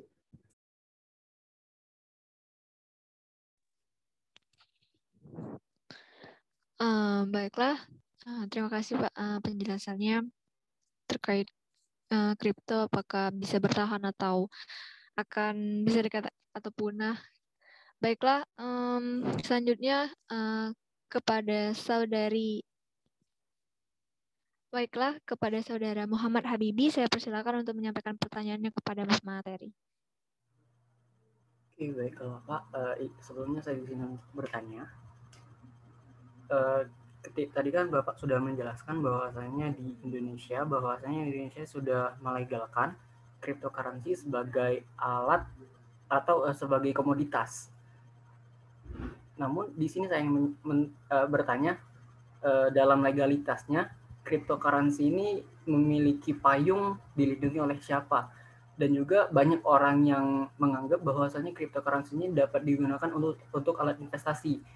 Tentunya bila kita ingin berinvestasi, kita harus memiliki payung hukum agar ketika kita berinvestasi itu ada jaminan, ada instansi yang menjamin investasi kita tersebut.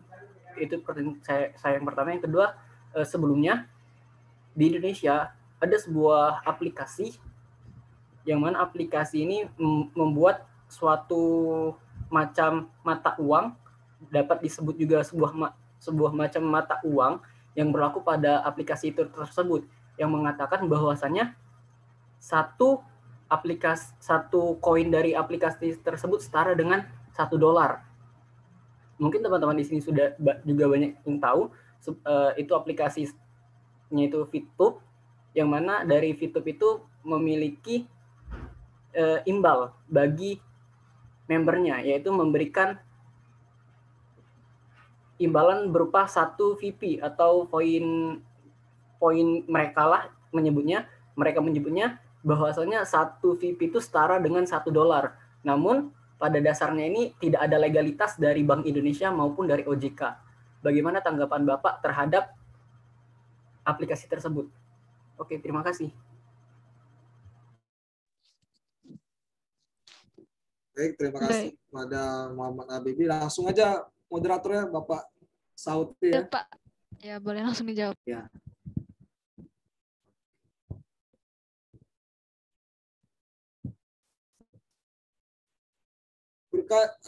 Terkait ini dulu aja, aplikasi ya. TikTok Cash pasti namanya itu. Bukan Pak, ada Fitub sebelum TikTok Cash. Ada apa? Fitub masih sejenis Ponzi juga sih. Fitub. Iya. Fitub ya. Oke. Baik. Terkait aplikasi tersebut itu menjadi ajang sebenarnya promosi sebenarnya. Promosi, semakin banyak orang yang menggunakan aplikasi tersebut kan otomatis kan nilai dari aplikasi tersebut makin tinggi. Apalagi kalau misalnya aplikasi tersebut didaftarkan ke dalam bursa saham dan sebagainya macam. Walaupun kita hanya mendownload, tetapi semakin banyak kita menggunakan itu bisa menjadi keuntungan bagi dia sebenarnya. Sama seperti yang kita buka channel YouTube, semakin banyak orang yang subscribe, semakin banyak orang yang nonton, klik, itu ada sumbangsinya bagi dia sendiri, dapat keuntungan. Nah, terkait setiap koin yang kita dapat bisa diakumulasikan dalam bentuk mata uang rupiah. Nah, itu emang nggak ada legalitasnya itu. Maka banyak beberapa aplikasi itu yang sebenarnya ilegal peredarannya. Seperti halnya kayak ya ada cash money kayak gitulah pokoknya itu. Kita ada syarat berbagai macam peraturan.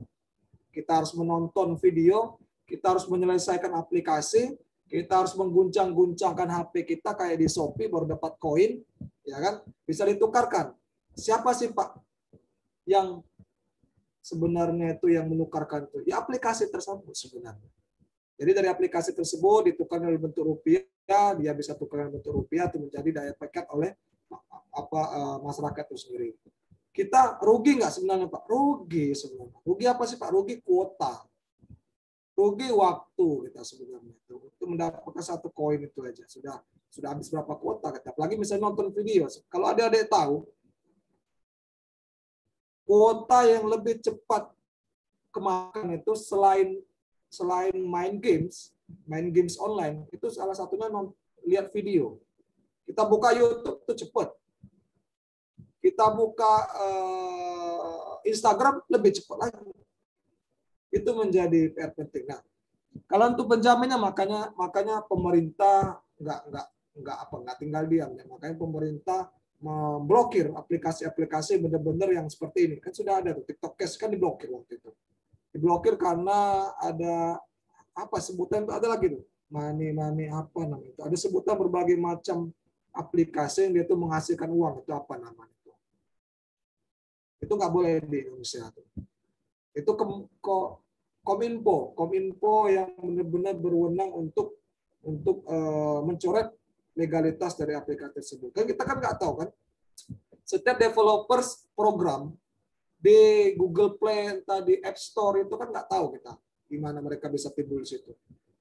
Kan kita, ya itulah gunanya pengawasan dari pemerintah sih sebenarnya, dari Kominfo sendiri, bagaimana aplikasi-aplikasi tersebut, efeknya itu. Pemerintah kan oke, setuju kan, kita nggak tahu. Kadang-kala aplikasi dari awalnya dia itu lahir sampai dia tuh berjalan tuh beda kadang-kadang. Oh, awalnya aplikasi ini hanya untuk ini, ternyata sudah terkenal, improvisasi dia menghasilkan uang untuk membernya. Ada juga yang harus top up dulu baru bisa menghasilkan uang sebagai member silver gold dan sebagainya macam itu, agar penghasilannya lebih mahal lagi. Nah, itu yang dilarang itu. Kalau untuk penukarannya itu dari aplikasinya benar-benar yang menanggung semuanya. Tapi dia pasti untung. Dia nggak ada orang itu yang mau buntung, itu nggak ada. Itu terkait ini. Kalau negara nggak boleh kayak gitu. Namanya masuk ke dalam apa tuh? Money. Lupa Pak namanya.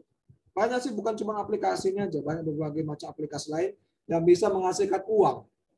Malah ada itu forward pesan ini ke grup kontak Anda, nanti akan mendapatkan berapa koin. Nah, itu ada juga sih. Ada juga. Jadi koinnya bisa ditukarkan. Ada juga malah koin Telkomsel, malah ada. Setiap transaksi kita tuh dapat koin Telkomsel, bisa ditukarkan dalam bentuk mobil, motor, ada. Itu kan program dari masing-masing penyedia layanan. Nggak apa-apa.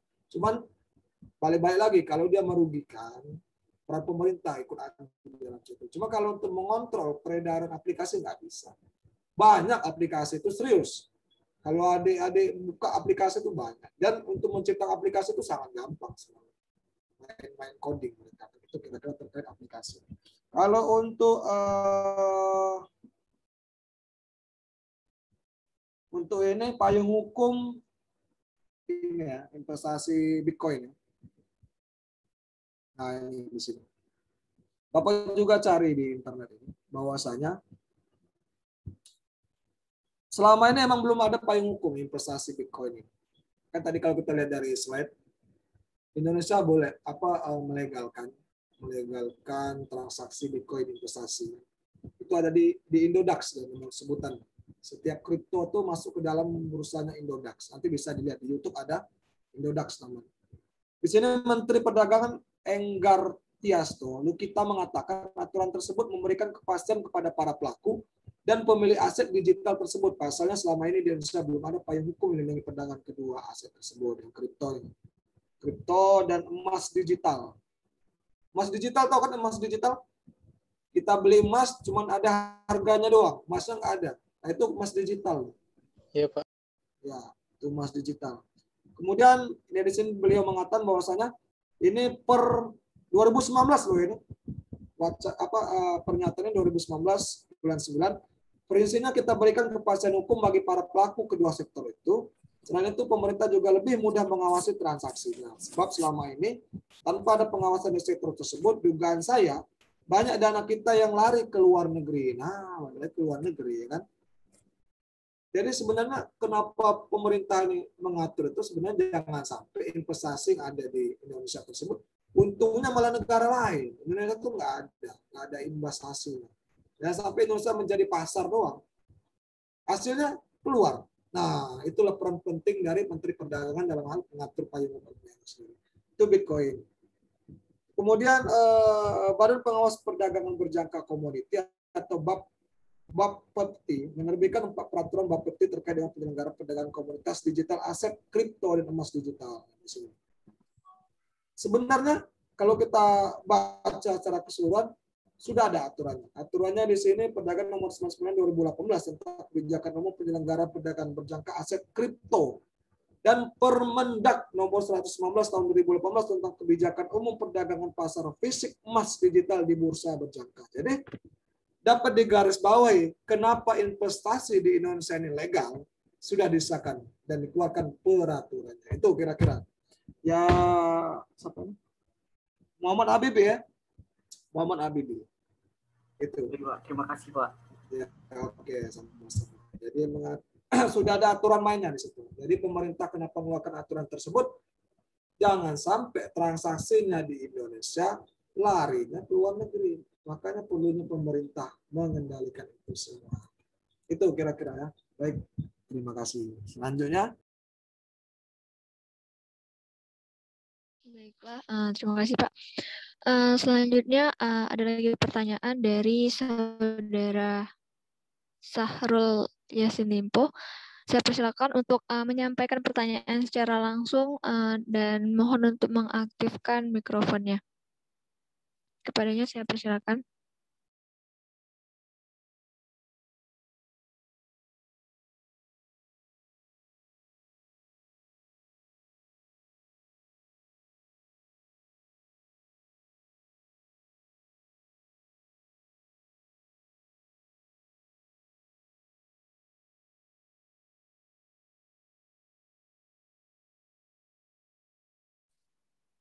Baiklah, saya akan membacakan pertanyaannya.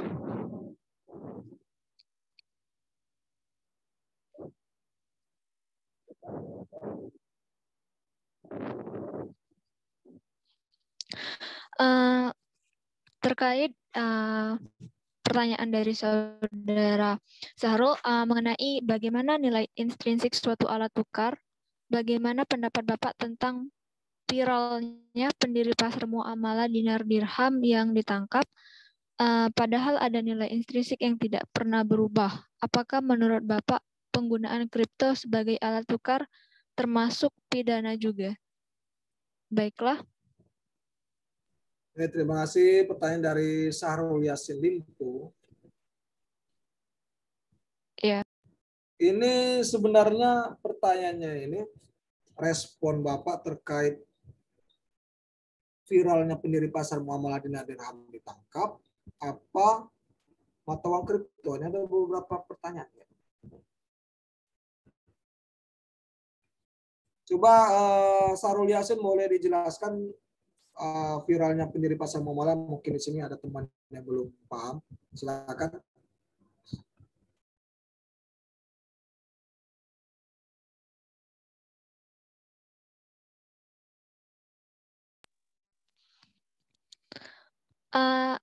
Baik Pak, ini dari saudara Sahrul mengatakan bahwasannya speakernya tidak bisa kompatibel, jadi dia tidak bisa mengaktifkan mikrofonnya Pak.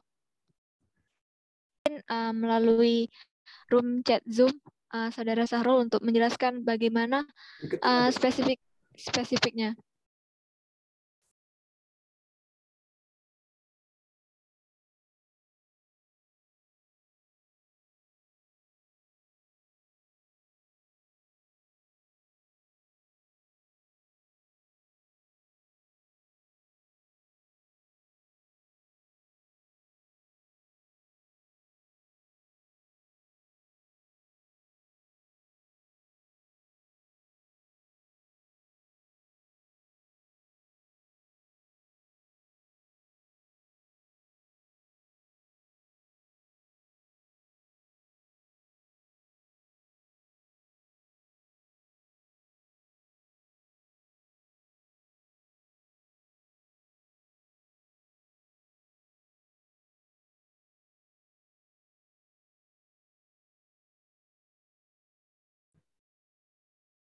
Gimana ada?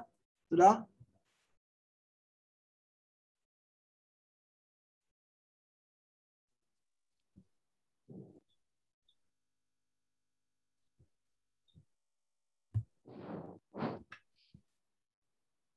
Baik, apakah masih ada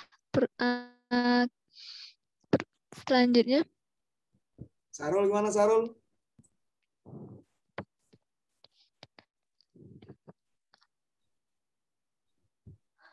Baik, apakah sudah selesai tulisan dari saudara Sahrul ini? Oke, baiklah, akan saya bacakan. Dahulu ada pasar muamalah, Pak. Jadi penjualan dan pembelian dengan dinar dirham Padahal hal ini dianggap ilegal oleh pemerintah. Sehingga pelaku atau oknum tersebut itu dia ditangkap padahal menggunakan emas dan perak. Tes. Nah, oke. Baik, oke. Sudah tahu Bapak. Baik, langsung Bapak bacakan ya. Sarul apa? Sarul Gunawan bukan ini? Bukan ya, Sarul Yasin. Sahrul Yasin. Ya. Kirain Sarul Gunawan, ternyata Sarul Yasin. Bapak senang sebenarnya pertanyaan-pertanyaan benar-benar membuka wawasan kita terkait fenomena di lapangan. Bagus. Jadi yang belum tahu informasi tersebut mungkin jarang nonton TV, jarang buka Instagram, mungkin kan jadi tahu sekarang. Kasus ini terjadi pada tanggal 3 Februari 2021. Masih anget-angetnya. 3 Februari itu kayaknya ulang tahun Corona kayaknya. Ulang tahun Corona kalau nggak salah. Genap 1 tahun kalau nggak salah sih, Februari atau Maret itu. Nah, kenapa pendiri pasar muamalahnya ini Zaim Saidi ditangkap Barreskrim Polri Selasa. Ini lokasi di Depok. Lokasi di Depok. Kenapa ditangkap Pak, dipidanakan Pak? Padahal anjuran Nabi Muhammad SAW menggunakan transaksi dinar dirham. Oke, kita masuk ke situ. Anjuran Nabi Muhammad boleh jadi. Cuman kita hidup di mana? Di Indonesia Pak? Oke, Indonesia negaranya apa? Negara hukum Pak? Oke juga. Bukan negara khilafah Pak ya? Bukan. Kita negara demokrasi. Pancasila dan Undang-Undang 1945. Kenapa Pak dia dipidanakan? Karena dia sudah melanggar hukum. Hukum apa Pak? Hukum moneter, keuangan. Karena di Bank Indonesia atau Bank Sentral mengesahkan mata uang rupiah sebagai alat pembayaran. Selebihnya nggak boleh. Dinar dirham nggak boleh. Bitcoin nggak boleh. Mata uang monopoli nggak boleh juga itu di situ. Nah disitulah dia kenapa dipidana. Makanya itu wacana terkait penerapan uang dinar dirham ini sudah lama sebenarnya. Kenapa sih Pak ini ada wacana kayak gini? Karena mata uang rupiah itu erat kaitannya dengan pengingkisan nilai. Itulah terjadi inflasi. 10.000 dulu sama 10.000 sekarang beda pasti. Kalau mata uang dinar dirham, 1 dinar dulu, 1 dinar sekarang sama pasti. Nah itulah yang menjadi latar belakang kenapa orang ramai menggunakan mata uang dinar dirham. Tetapi konteksnya, you ada di mana? Di Indonesia. Mata uang you apa? Dinar dirham. Nggak boleh pidana. Itu akan merusak tatanan kehidupan berbangsa di Indonesia. Itu kira-kira terkait dengan kemudian pertanyaan terkait apa ini? Kripto kan tidak ada wujud. Apakah bisa dipindahkan juga Pak? Oke, kripto misalnya. Adik-adik menciptakan mata uang kripto sendiri misalnya. Disepakati bareng-bareng. Komunitas kripto. Ya kan? Kemudian geger viral di Instagram. Pasti diciduk itu. Sama seperti dengan dinar dirham. Akan merusak tatanan kehidupan berbangsa di Indonesia. Kalau misalnya mata uang Bitcoin digunakan misalnya kerajaan Sultan Empire misalnya sekalipun ya kan menggunakan mata uang Bitcoin sebagai alat transaksinya, pasti dia akan dipidana. Itu sudah merusak, itu sudah keluar dari jalur hukum Indonesia. Mata uang yang sah. Misalnya kemarin pada saat Idul Fitri banyak orang berbondong-bondong ngasih uang THR itu mata uang Rp75. Mata uang kemerdekaan kita Rp75. Masyarakat masih orang cemas. Laku nggak ya? Laku nggak ya? Tiba-tiba keluar di website BI bahwasannya mata uang Rp75 sah untuk dijadikan sebagai alat pembayaran di seluruh Indonesia. Itulah hukum yang mengatur. Itu kira-kira terkait mata uang. Dia kena pidana kalau dia ada namanya penipuan investasi. Dia dipidana. Apalagi di sini sudah ada payung hukumnya dari Bitcoin atau cryptocurrency. Itu kira-kira. Dari Sahrul Yasin. Terima kasih atas pertanyaan.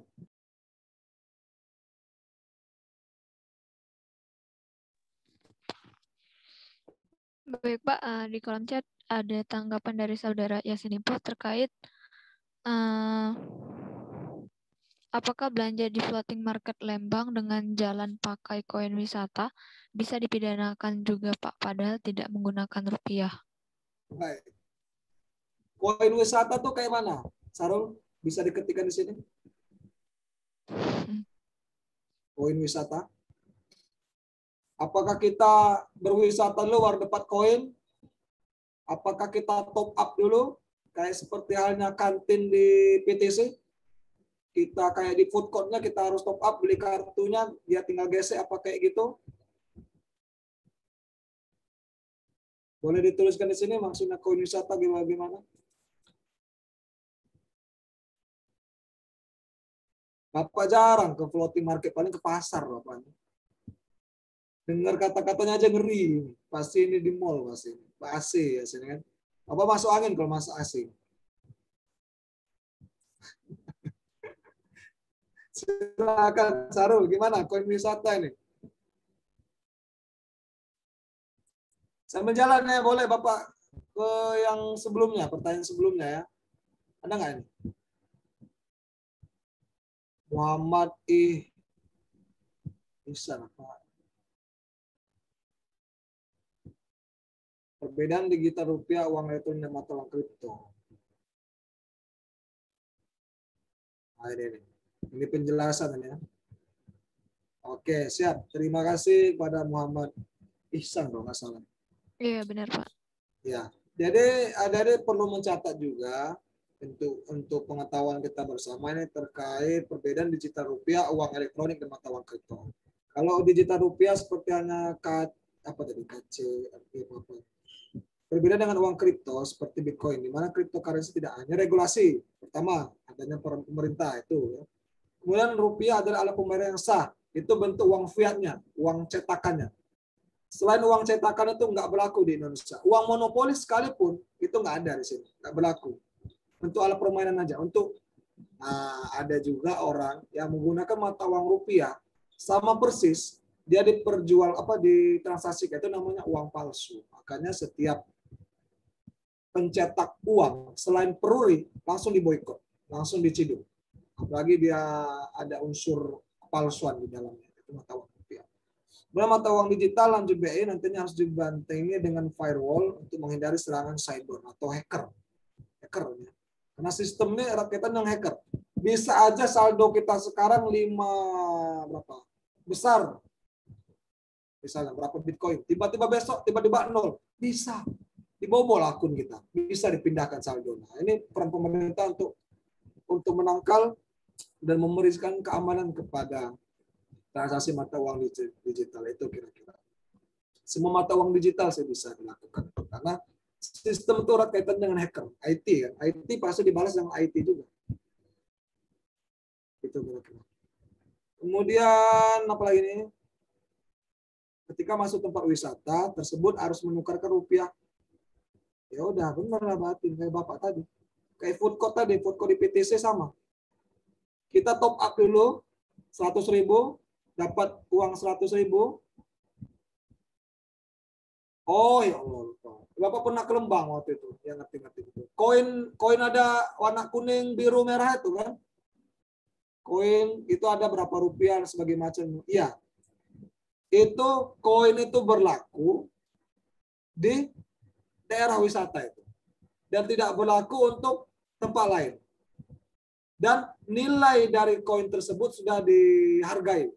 Misalnya yang koin warna merah berapa sih nilainya? Kita tukarkan mata uang rupiah kita. Warna biru berapa? Warna kuning berapa? Dan sebagai macam. Itu kira-kira. Sama kayak misalnya koin time zone. Koin time zone kalau kalian untuk bayar parkir nggak bisa itu. Koin time zone. Untuk ngerik bisa, ngerik masuk angin bisa, tipis enak itu. Apalagi misalnya banyak lembur kan dia, bisa. Cuma kalau untuk transaksi nggak bisa. Itu untuk alat Ya itu untuk mengurangi mata uang, peredaran mata uang pada saat permainan. Pada saat mungkin juga pembayaran dia nggak perlu lagi nyosokin lagi, dia sudah diterima misalnya. Oh beli ini berapa koin floating market, warnanya apa, itu ada pecahannya sendiri, itu kira-kira. Boleh disepakati untuk pembayaran di sekitar situ. Boleh, itu efisiensi namanya. Karena kalau kita nggak kayak gitu kan sibuk, antrian panjang kan, ngantri mengular, tukar dulu duit. Nah itu kira-kira, itu bentuk inovasi pembayaran. Tetapi kalau untuk pembayaran di luar, itu orang nggak ngerti. Uang apa coba warna-warni ini? Kayak uang monopoli. Kalau orang nggak pernah ke floating market, Bapak pernah sekali. Bapak kirain di apa itu? Daerah Raja Wali itu. Soma kirain. Ternyata di floating market di Bandung. Baik, itu kira-kira dari Bapak. Boleh? Nggak apa-apa. Asalkan bukan menjadi alat transaksi di luar. Itu kan rupiah awalnya. Ditukarkan. Nanti setiap penjual akan menukarkan koin-koin yang dapat dari pembeli ke tempat penukaran juga dalam bentuk mata uang rupiah itu kira-kira. Jadi sistem mainnya di situ. Semoga membantu untuk Sarul Yasin kalau mau ke floating market aja Bapak ya. Jangan sendirian, bahaya sendirian, diculik orang.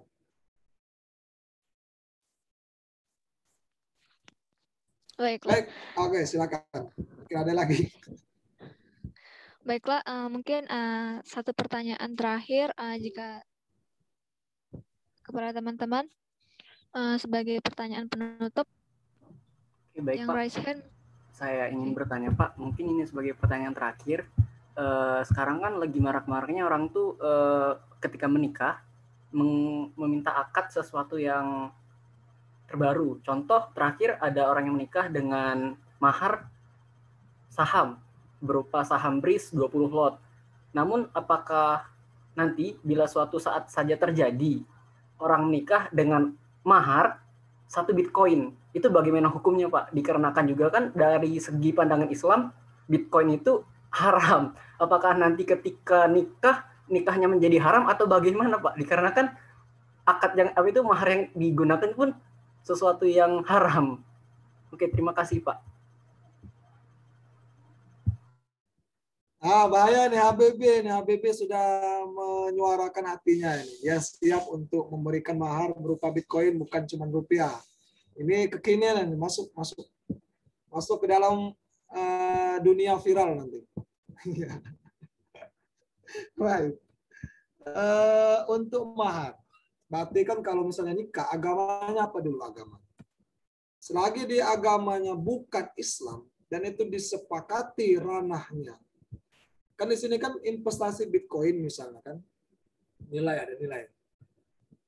Misalnya Bitcoin sudah dijamin oleh pemerintah, ada payung hukum. Oke, jadi jalan karena negara Indonesia bukan negara Islam, ya kan masuk di sana. Terus kalau misalnya kita masukkan ke dalam ranahnya pernikahan sesama agama Islam, kita kaji ulang hukum Bitcoin.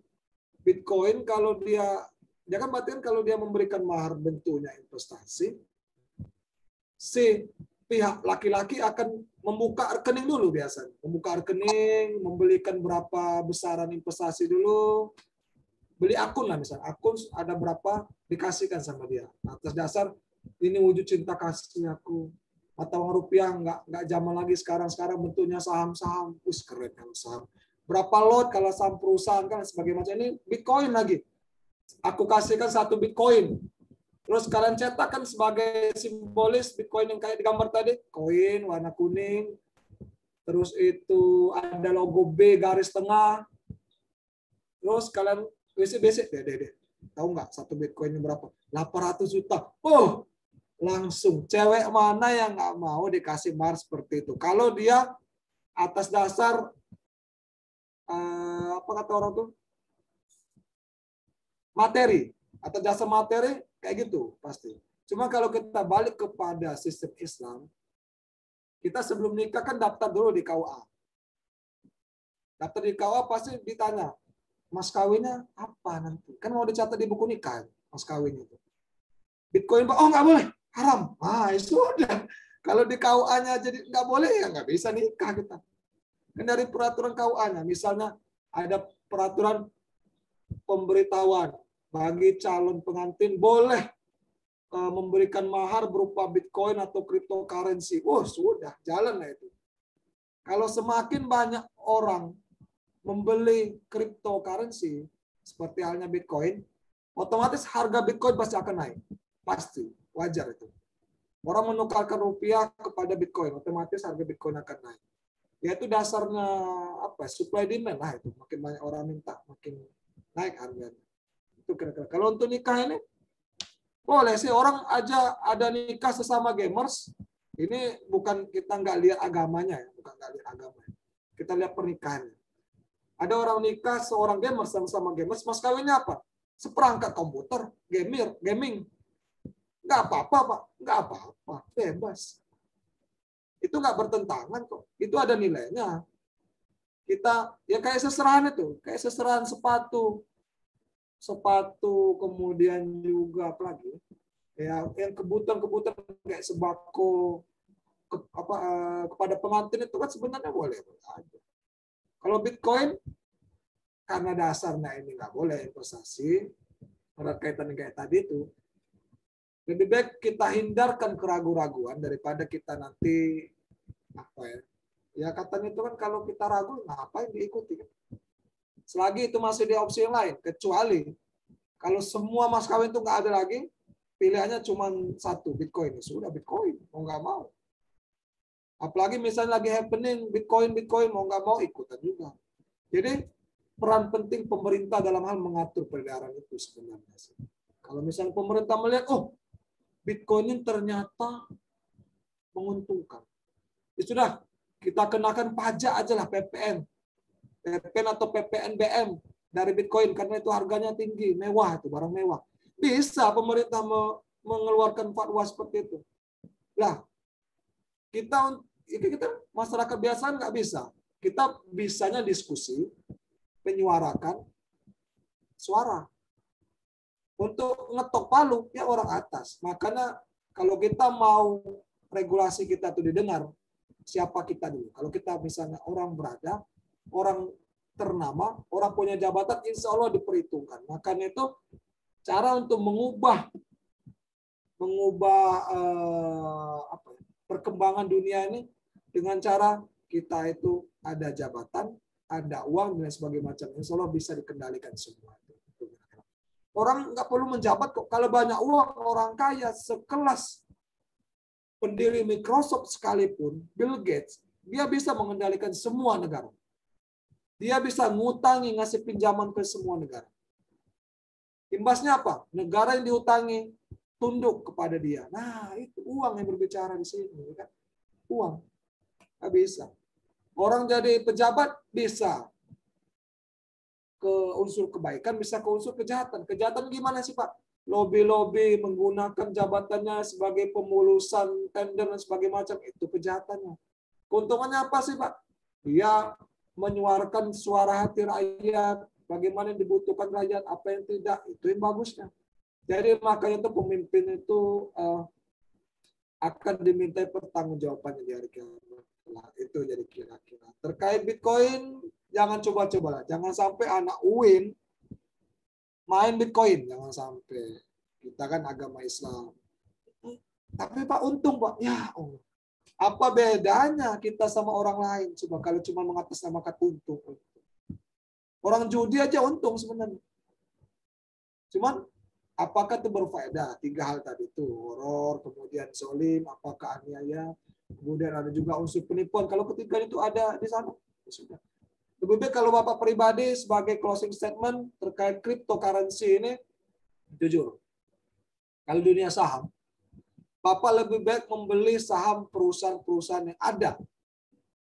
Seperti halnya Unilever, kemudian Indofood, dan sebagainya macam itu dia tuh ada real. Lebih bagus lagi perusahaan-perusahaan yang benar-benar tidak ada unsur keharaman di dalamnya. Kita nggak boleh menginvestasikan uang kita perusahaan-perusahaan perjudian, kasino misalnya, miras misalnya, karena ada kita belajar juga investasi, manajemen investasi Islam, syariah, itu terutama situ. Bapak tidak main investasi forex misalnya, falas nggak main. Karena sejatinya investasi itu uang misalnya kurs ini ya. Ulama mengatakan bahwasanya sebenarnya mata uang itu sebagai alat pembayaran, bukan alat untuk jual beli. Itu aku mengambil dari sana. Kalau misalnya terkait valuta asing kemudian juga cryptocurrency, ya udah. Ulama bilang nggak boleh, udah kita ikutin aja. Ulama kan pewaris para nabi. Kalau misalnya dosa, ya ulamanya dosa. Kita ikut ulama, ikut pengemudi, pengendara ini. Kalau misalnya berpetentangan dengan ulama, ya udah ciptakan sendiri aliran sendiri kita. Cari pengikut itu kira-kira. Ini ada Ismi Latifah mungkin, nggak apa-apa terakhir kalau waktu cukup. Itu kira-kira ya Habibie. Terima kasih atas ini pertanyaan. Baik Pak, terima kasih Pak. Ya, sama-sama. Baik, saya beri kesempatan kepada Saudari Ismi Latifah untuk menyampaikan pertanyaan.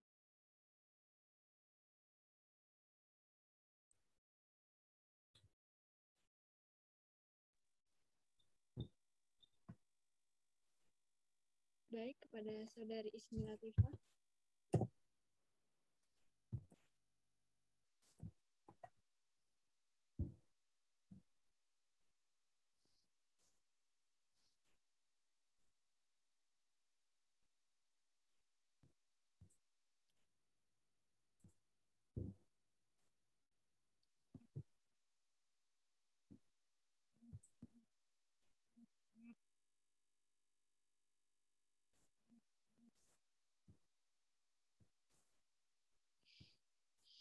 Baik, mungkin Saudari Ismi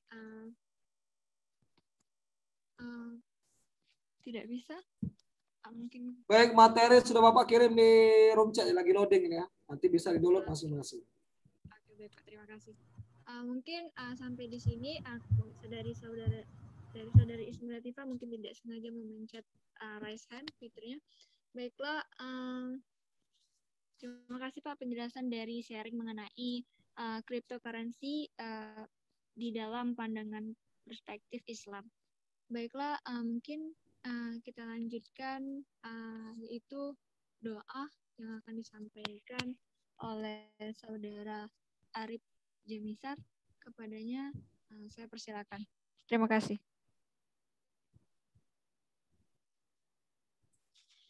Baiklah. Baiklah, mungkin terima kasih atas penjelasannya dari Bapak Mail Hilian Batin terkait mengenai cryptocurrency dari perspektif Islam. Sharingnya dan acara selanjutnya yaitu doa yang akan disampaikan oleh Saudara Arif Jamisar. Kepadanya saya persilakan. Baik, terima kasih moderator. Sebelumnya maaf tidak bisa menghidupkan kamera karena jaringan lagi stabil. Oke, baiklah, tidak salah. Baik, doa. A'udzubillahi minasyaitonir rajim. Bismillahirrahmanirrahim. Alhamdulillahirabbil alamin.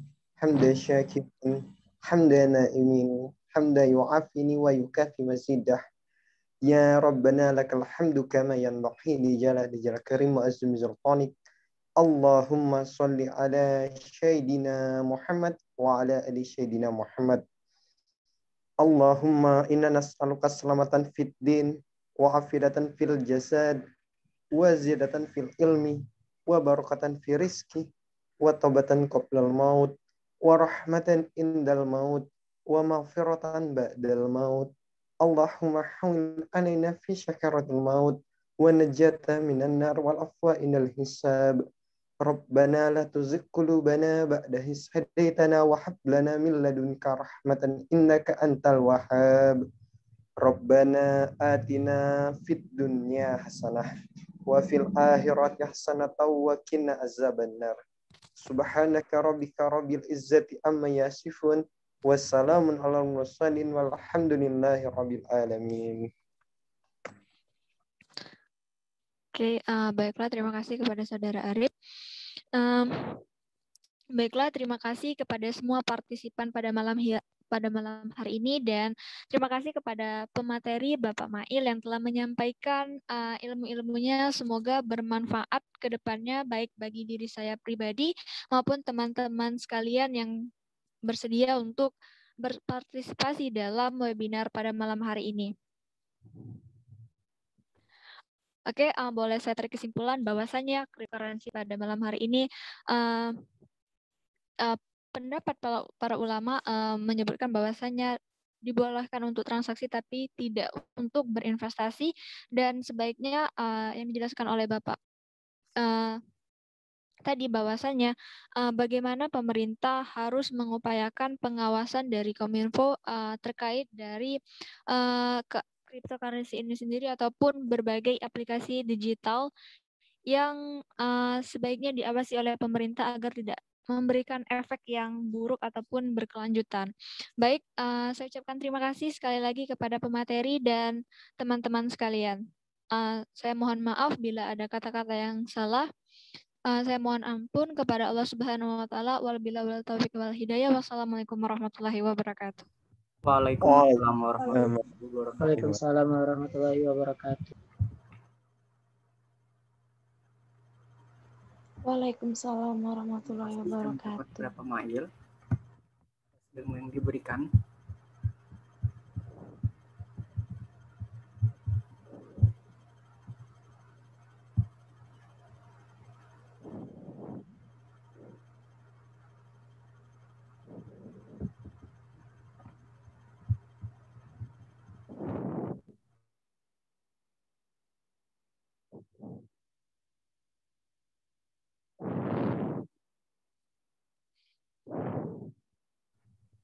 Oke, mungkin selanjutnya sesi foto bersama.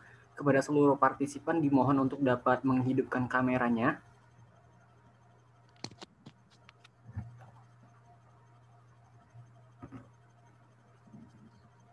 Baiklah, dimohon kepada partisipan untuk meminta waktunya beberapa menit untuk mengaktifkan kameranya. Baiklah, mungkin kepada Saudara Muhammad Habibi bisa diberikan instruksi untuk saat sesi fotonya. Oke. 1, 2, 3 silakan senyum. Oke, lagi. Oke, 1, 2, 3. Oke. Terima kasih sudah.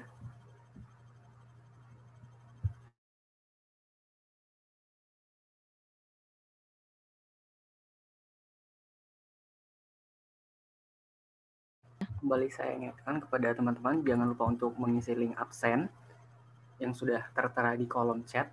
Dimohon untuk dapat mengisi sesuai dengan alamat email yang masih aktif, dikarenakan sertifikat akan langsung dikirim ke email teman-teman.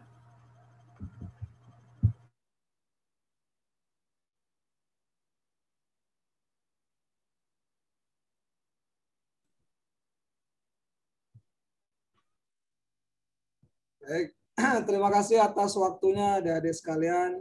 Diskusi malam ini sangat menarik. Semoga bermanfaat. Untuk filenya sudah dikirimkan di room chat, bisa di-download. Jadi jangan leave dulu sebelum materinya kelar di-download ya. Biar tidak ada dusta di antara kita, itu kira-kira. Baik, terima kasih Bapak, mohon pamit. Sekian, semoga bertemu di lain kesempatan lagi. Wassalamualaikum warahmatullahi wabarakatuh. Waalaikumsalam warahmatullahi wabarakatuh. Terima kasih kepada partisipan yang telah bergabung. Nanti akan saya kembali kirim lagi di grup materi yang sudah dikirim. Oke. Dalam beberapa detik kemudian, Zoom akan segera saya tutup. Oke, terima kasih.